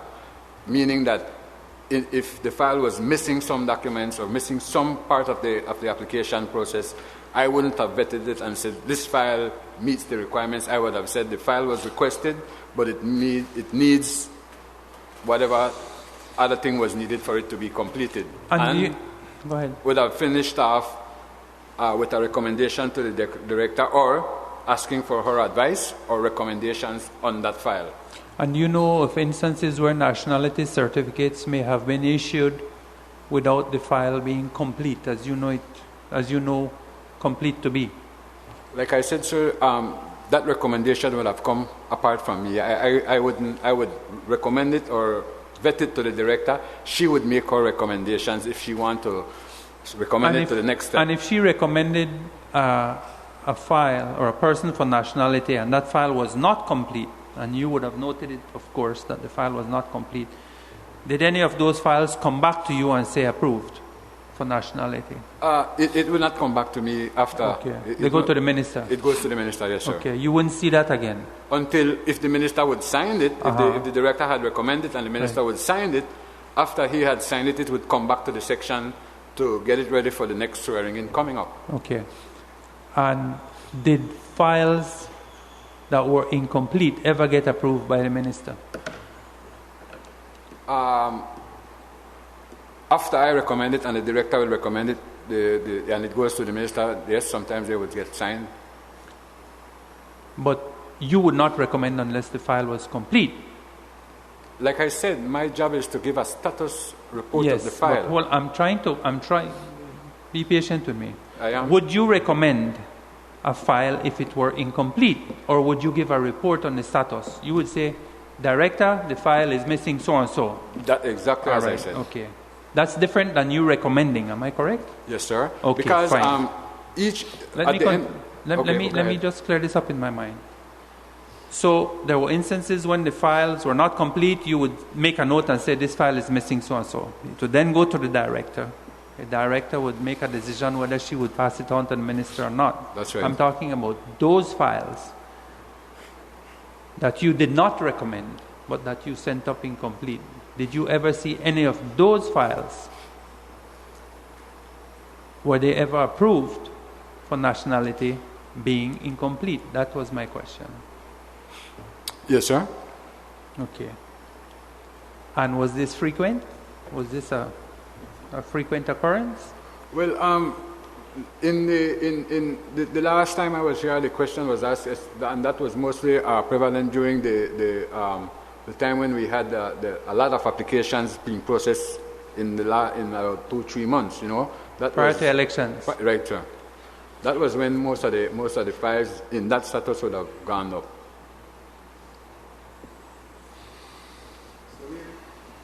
I was not finished with that Daniel Morris issue, because Daniel Morris was found to be on what is determined in the same book as a minister's list. Now, what did minister's list mean? As I had mentioned again, it was a file we created that had requests that came from ministers for their areas. In that same line, the passport would usually have a number, wouldn't it? All passports have a number. Sir, I am a little confused here, because I dealt with the nationality section, and the minister list I'm talking about is with reference to nationality, not passport. So I couldn't answer. Yes, every passport has a specific number, but I don't see the parallel with a nationality application. Well, in the report, it did indicate that this man, Morris, whose address was 19 Riverside, Orange Walk, was on that list. And that passport that this man had was not originally his. It belonged to somebody else.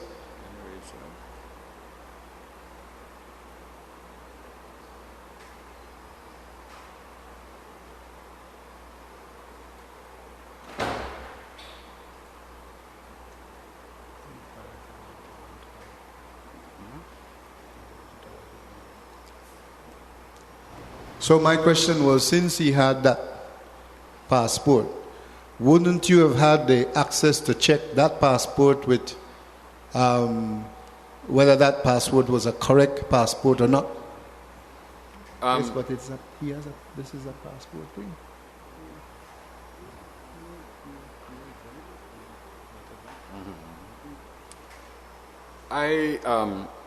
The way this says here, when you apply for nationality, sir, yes, through registration, there are 2 Belizeans that must sign as a referee for you, stating that they know you. Yes. So when you bring in your application for nationality through Section 10, which is registration, you have to bring original documents. Yeah. So if I am applying for nationality and you are my reference, then I would need to bring your passport to immigration.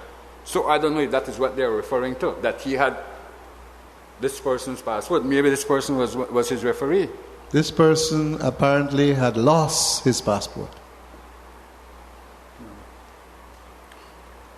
and made a report to the police that he had lost his passport.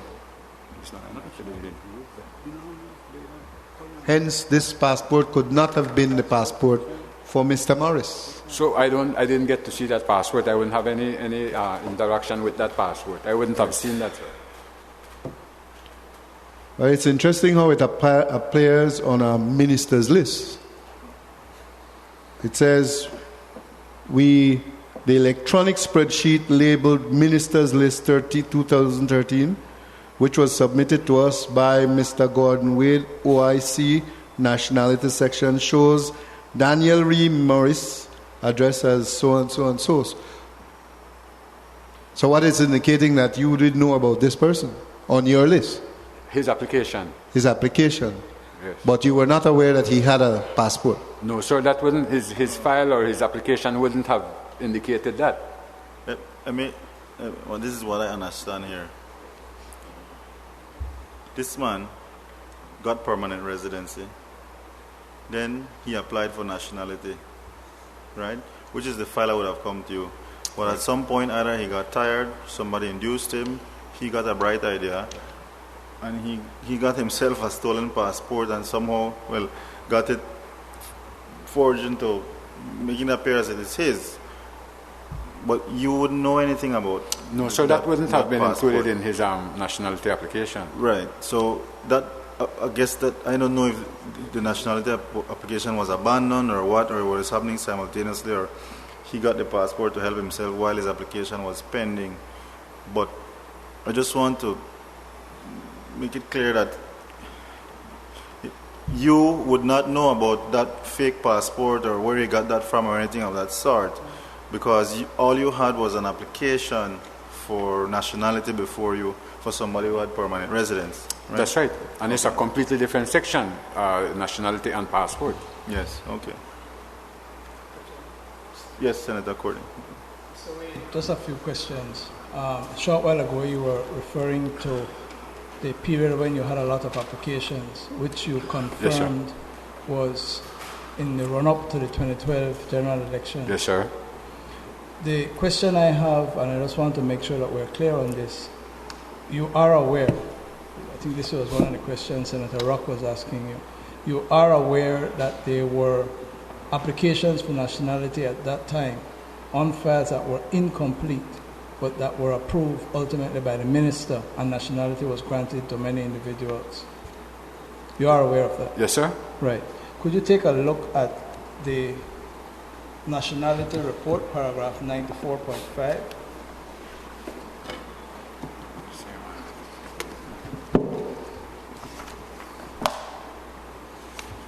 Page 212. Okay, sir. And it says, it's referring to certain specific swearing in nationality ceremonies relevant to Honorable Rene Montero. And 94.5 said, we could not ascertain whether he was referring to a general swearing in ceremony or he was alluding to a private swearing in ceremony for persons approved Belizean nationality, which we were told was a common irregular practice carried out at the department. We were told that in confidence in order for us to investigate.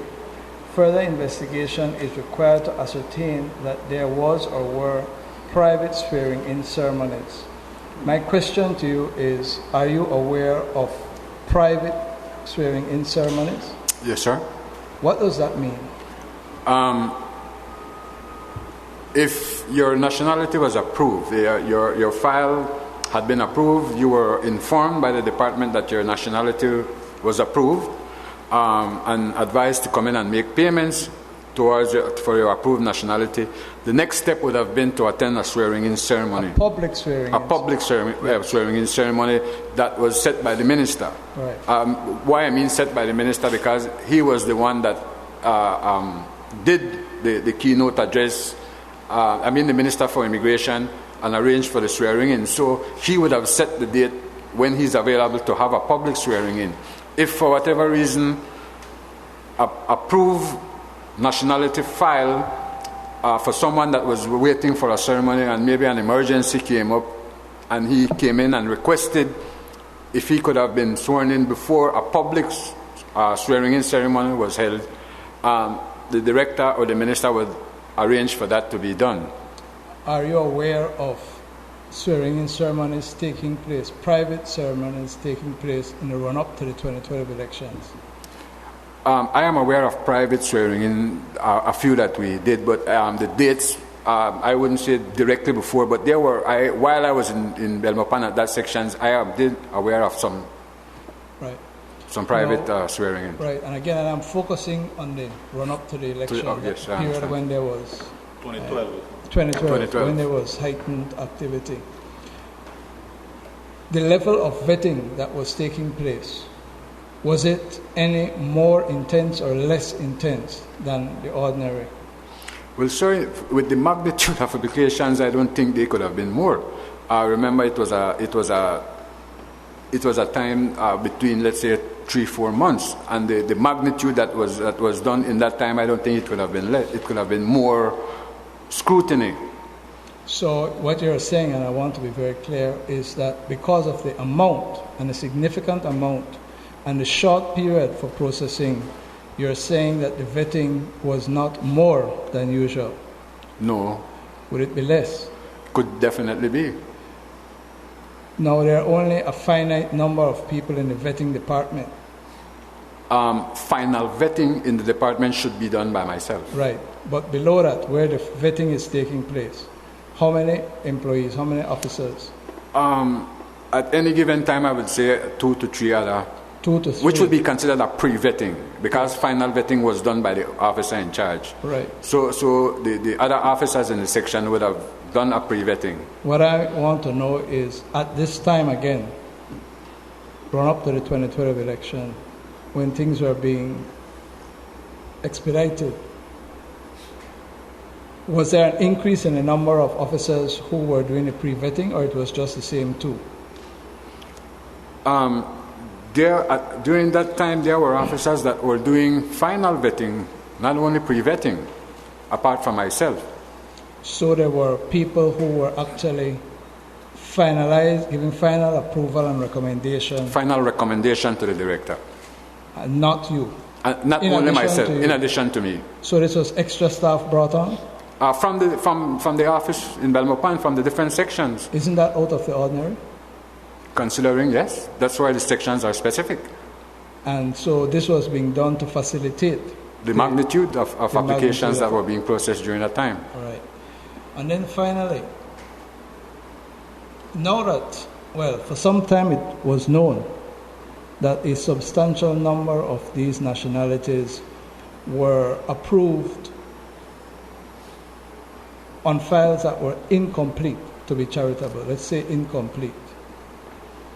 Has there been any review in the Immigration Department of these files to go back to see how many of them were complete, how many were incomplete?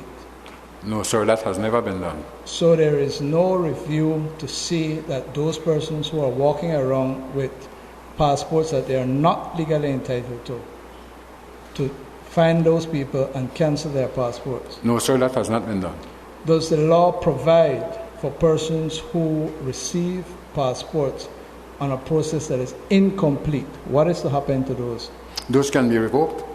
Thank you. No further answer. I want to ask something. You've been here 27 years.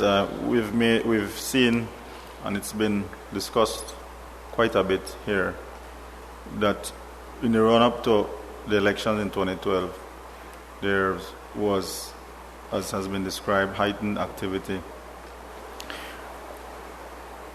Is this a normal occurrence prior to any election that politicians, whether government or opposition, would be engaged in heightened activity with the department to get people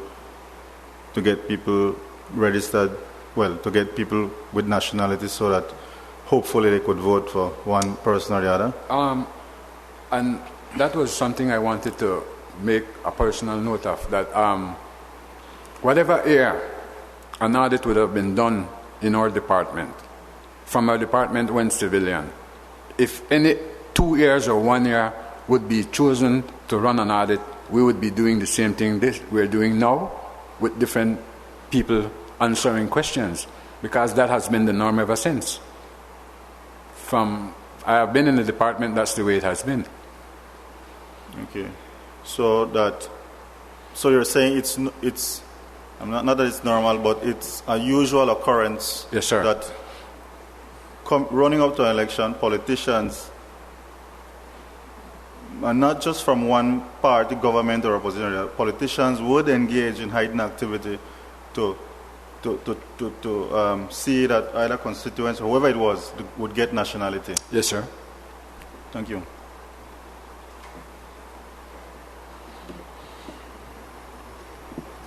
Go ahead, Senator. So, Wade, can you tell us who were the additional officers brought in to assist you in recommending during the period? I can remember that during that specific time we were talking about, I remember from the section itself we had, I think, Miss Pacheco doing vettings to the director. We had Ms. Gertrude Armstrong doing vettings. I think we had... Sorry, what is the first name? Armstrong, what? She's deceased now, Ms. Gertrude. Gertrude. No, deceased. And we also had from the services section, I think Mr. Kishchan, an immigration officer too. Those are the ones I can remember right off my head that were assisting in doing final vettings for us.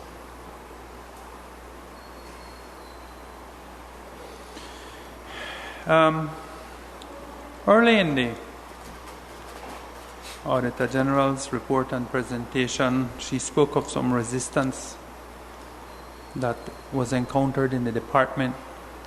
And I'd like to refer you now to 113.11 of the passport report. It said at the time of the exit interview held with Ms. Maria Marin, we reviewed the obstacles that she created. She informed us that in no way did she cause any obstacles for us. She told us that whenever the OIC nationality section, Mr. Gordon Wade, informed her that we needed records, we would hand over those records to him to submit to us. We told her that we did not get all the records and what Mr. Wade had told us.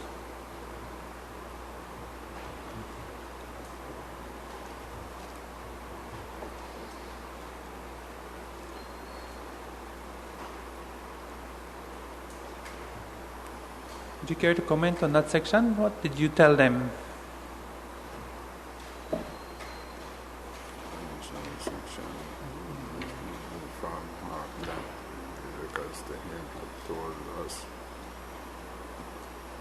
Was there any hesitation or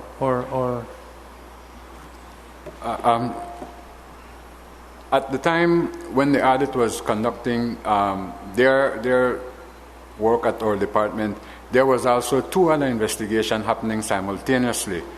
And there were times when audit had requested certain documents that were with other, probably at the ministry or at the police department. So that would be the only time when they would have requested documents for us where we couldn't present because probably it was at the ministry or at the police department for, doing their investigation also. But at no time did you present any obstacles? No, sir, never did. And you informed the Auditor General and her team that the files were with the police or with the ministry? It depends on what they were requesting. If they had requested a file and I checked for the file and it was not there, then I would have verified with the records management where the file was, if it was at the ministry or at the police, and then informed the audit team. I'd like to call your attention to the nationality report now.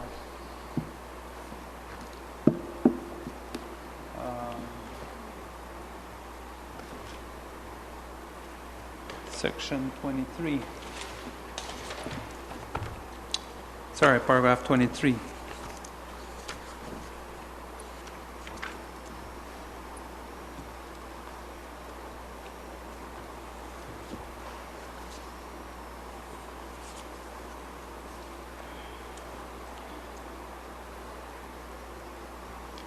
We were unable to get a complete electronic record of all persons who were issued Belize nationality certificates for the period 2011 to 2013, when it was requested from the OIC, Mr. Gordon Wade, on April 7, 2014. We were told that such information was not available. He did, however, give us an electronic spreadsheet of nationality certificates that were signed by the Minister prior to the 2012 general and municipal elections, and said that that list was prepared for the unions as requested by the Prime Minister. And that is the only reason why a list of nationality certificates existed. Do we have a nationality register? Yes, we do, but in this case, the team were asking me for specific reports. There is a register of all nationality issued, and if some entity would ask for it for a specific period, we would report of that, but we don't have it like certificates for this period. It's a general register of all certificates issued. Is it electronic?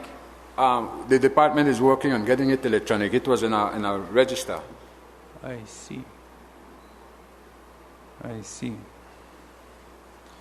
So was the register presented to them? Were they able to? I don't know if they had requested the register, sir. Okay, they requested an electronic copy. Right. Okay. Okay. All right. While I recall this, and I don't recall the specific section right now, I could look it up if I need to, but at one of her recommendations, the Auditor General suggested that we needed to do a complete audit of our nationality registry. What would be your comments as to that recommendation? I would agree with it. You would agree with it? Okay.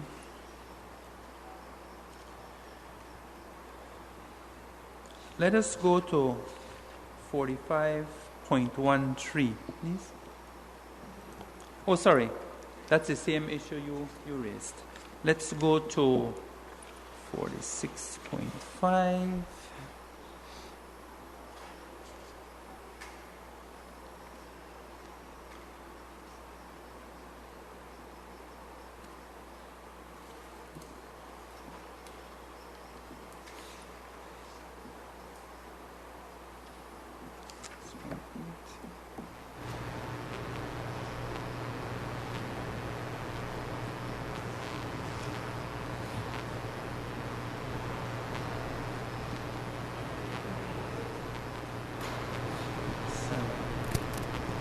Sorry, Mr. Wade, most of the questions there were already broached in some shape or form. 48.7.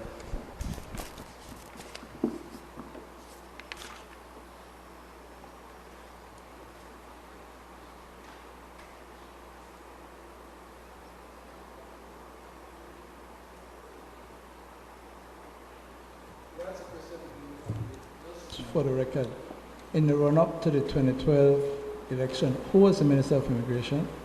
At that time, it was Minister Perdomo. Thank you.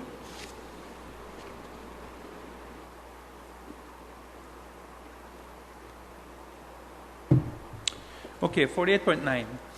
This case of Mr. Jin Chao Wu, the Auditor General makes the statement at 48.9 that says it was obvious that the year 2007 that was written by Mr. Wade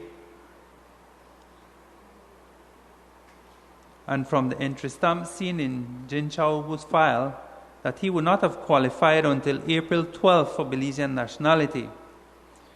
He was issued Belizean Nationality Certificate 2592011 sometime in December 2011.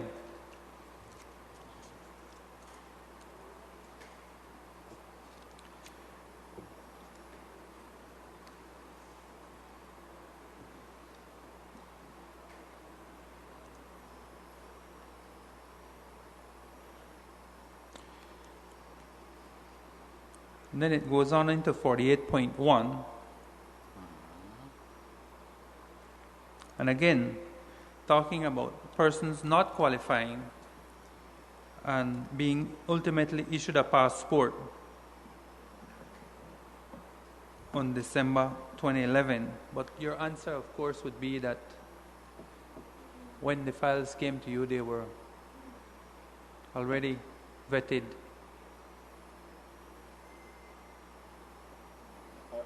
And complete. The answer because we've been through it. I mean, yeah. We've already asked that. The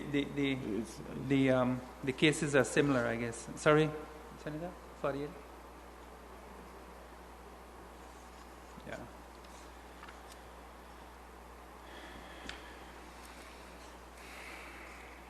I had questions on the 62.2.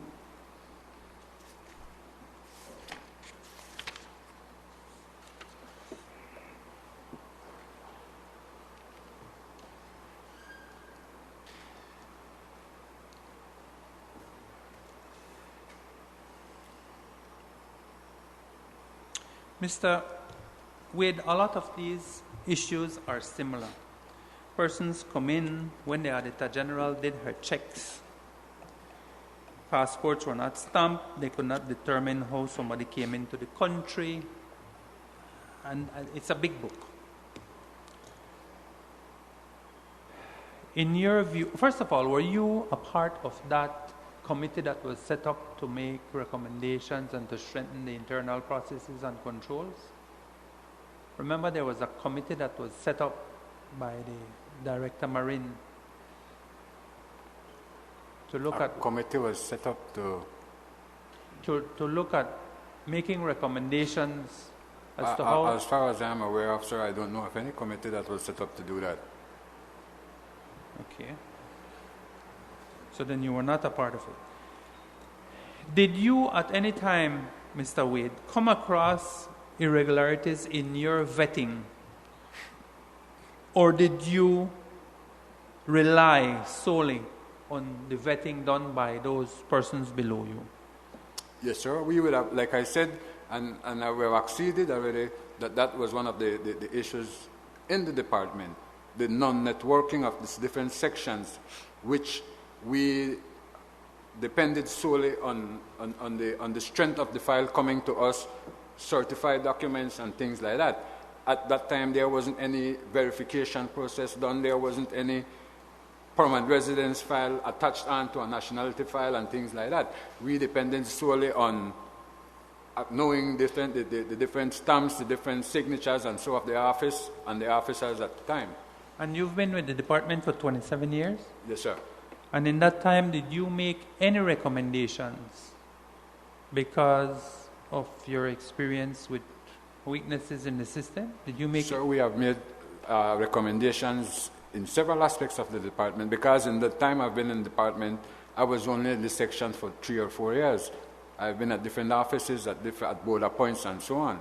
So recommendations made would have been commensurate with the place I'm working. Would you have copies of the recommendations that you have made to strengthen the department? Those would have been made, and when we had OC's meeting, it was a general, so in minutes of those could have been found. But those weren't no individual recommendation made by different officers to the department.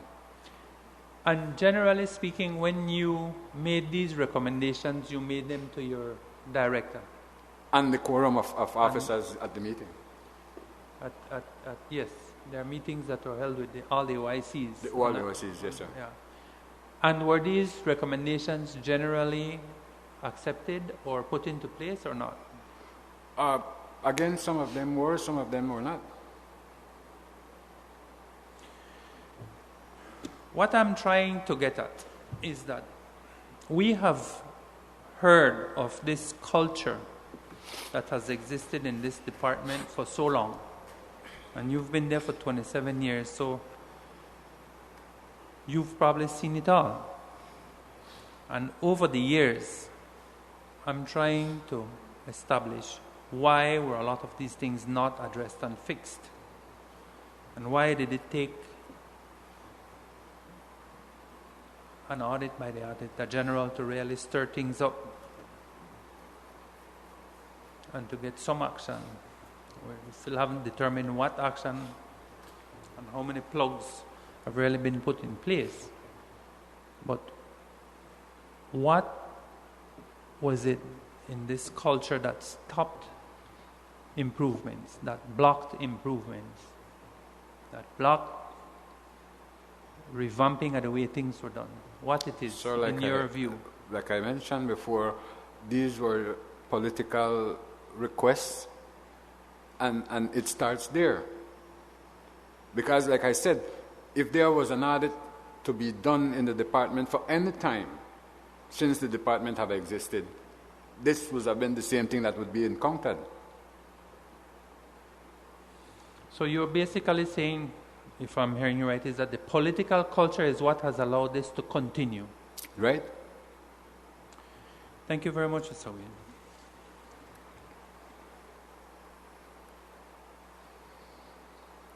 Well, if there are no more questions, thank you, Mr. Oh, sorry, Dr. Barnett. I just want to get his comment on one thing Sure. because I'm listening to it being put directly and only at the feet of the political directorate. But I recall when Ms. Castellano sat in that seat last week, she talked about it going from top to bottom, implying that it was something that pervaded the general operations of the department. And I wanted to get your view of as a 26-year veteran of the department, what your view of that that opinion, that what is your view of whether or not it ran straight through from top to bottom in the department? Like you said, Senator, that's the opinion of that person, and she has been with the department a few years. The department has been in existence for 20, 30 years. We have had several directors, several finance officers, several administrative officers, and I don't know if that's the sentiment of everyone. That's her personal belief. I don't know if she has. Well, I don't share her opinion. Thank you very much. You're welcome. Any questions? Any other questions?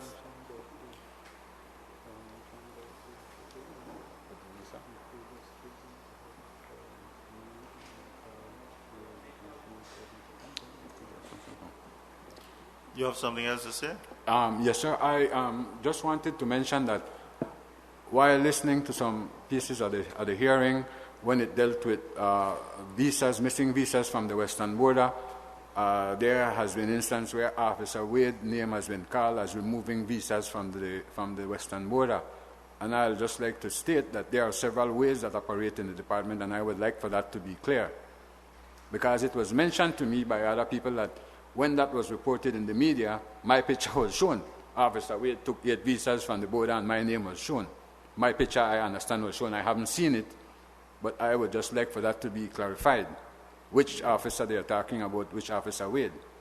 Well, yes, I think I got the understanding. I understood it was a different Wade.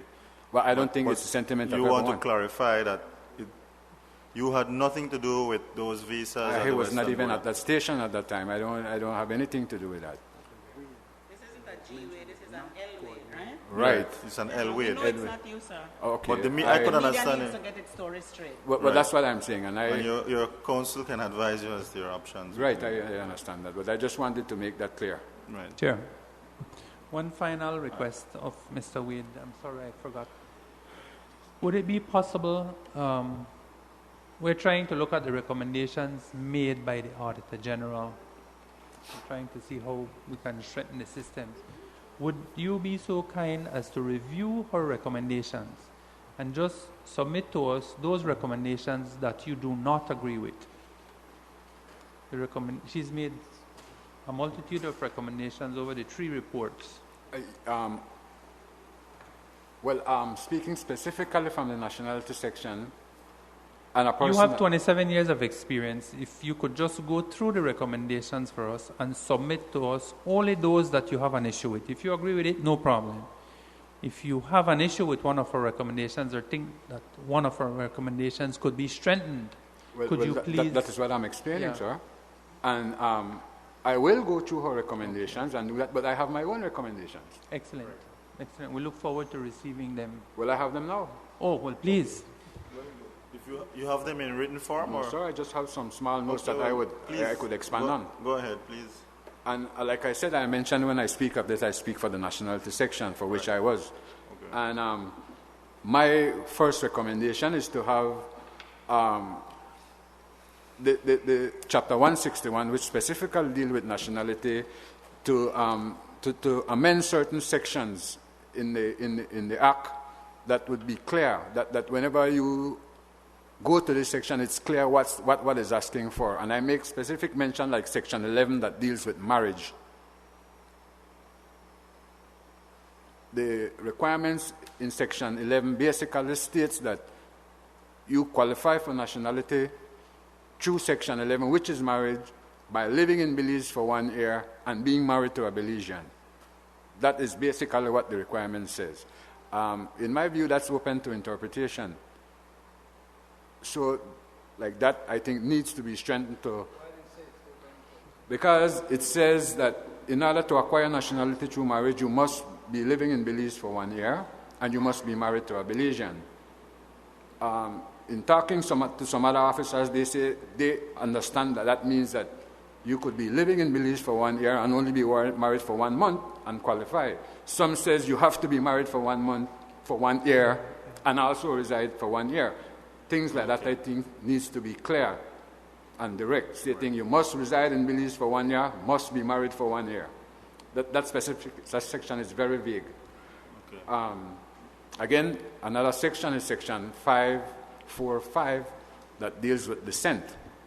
Section 5? 4 and 5 of 161. Mm-hmm. Again, nationality by descent? That's nationality by descent. There is no cutoff period. What I mean by that is that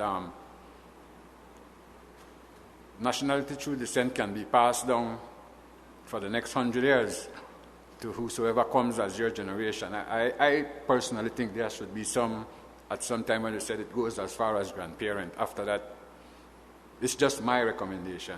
Mr. Wade, and under that section as it's interpreted now, if a person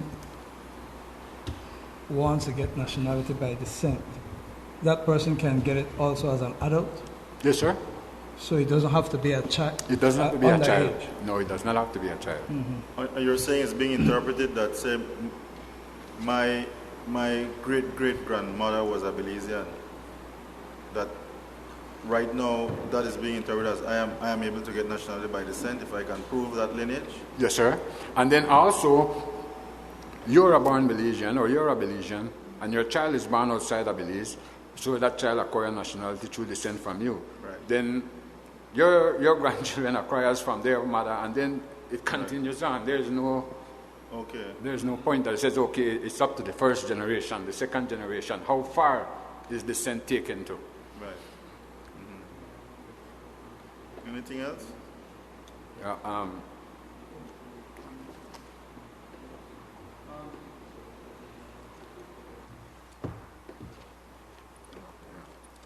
You have anything else, Mr. Yes, sir. Another one is getting nationality, like the files for nationality, going through the Solgen's Ministry for a legal opinion before final vetting. That was a process that was already instituted but was discontinued. I would suggest that be reinstituted. Legal opinion as to what? On the file, what's the legal, If the person is legally qualified for nationality. Right. Okay. Again, I recommend that training be done offices, station-wise, with a view to have all of our officers operating under standard procedures and clearly articulated policies. Because a lot of time, policies are handed down in the department verbally.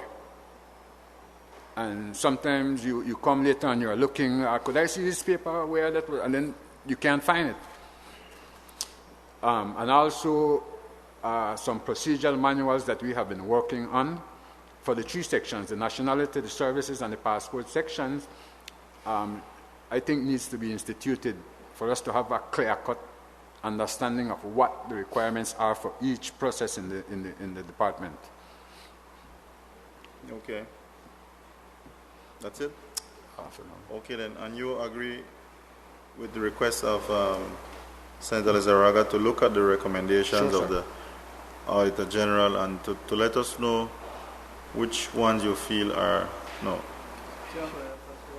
Sure.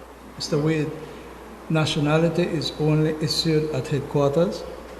Can you go to an embassy of Belize? There are presently 3 embassies you can get nationality through descent.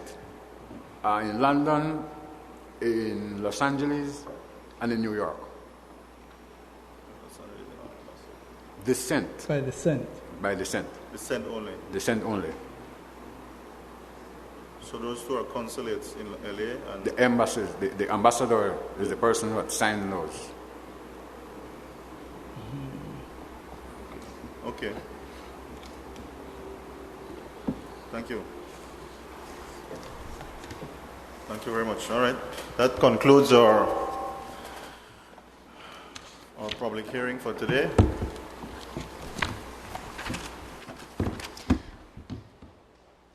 All right, you're listening to Crum FM, reporting live out of the National Assembly in Belmopan for the latest Senate hearing on the special audits into the Immigration and Nationality Department for the period 2011 to 2013. 2 witnesses appeared before the committee today.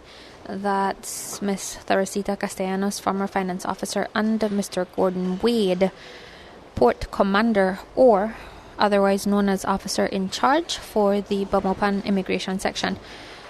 We do ask you to wait or tune in to our newscast on the radio at 5:15 this evening and on television at 6. There is a confidential document that has been leaked. It was actually the topic of discussion on the Rise and Morning Show today on Plus Television. And this document is a confidential document in relation to apparently an investigation that was done on the matter of the Nanis Schnitzer passport and nationality, which was both documents fraudulently obtained. And the document is from the acting director of immigration to the then CEO, indicating what actions should have been taken against certain officers. In particular, the name Ari Pacheco is recurrent in that investigation. And if you will recall, we had already disclosed a few weeks ago that she was the one to have picked up the Nanis Schnitzer passport. So for now, we are going to take it back to the studios. On behalf of our chief technician in the field, JC Arzu, I am Marisol Amaya.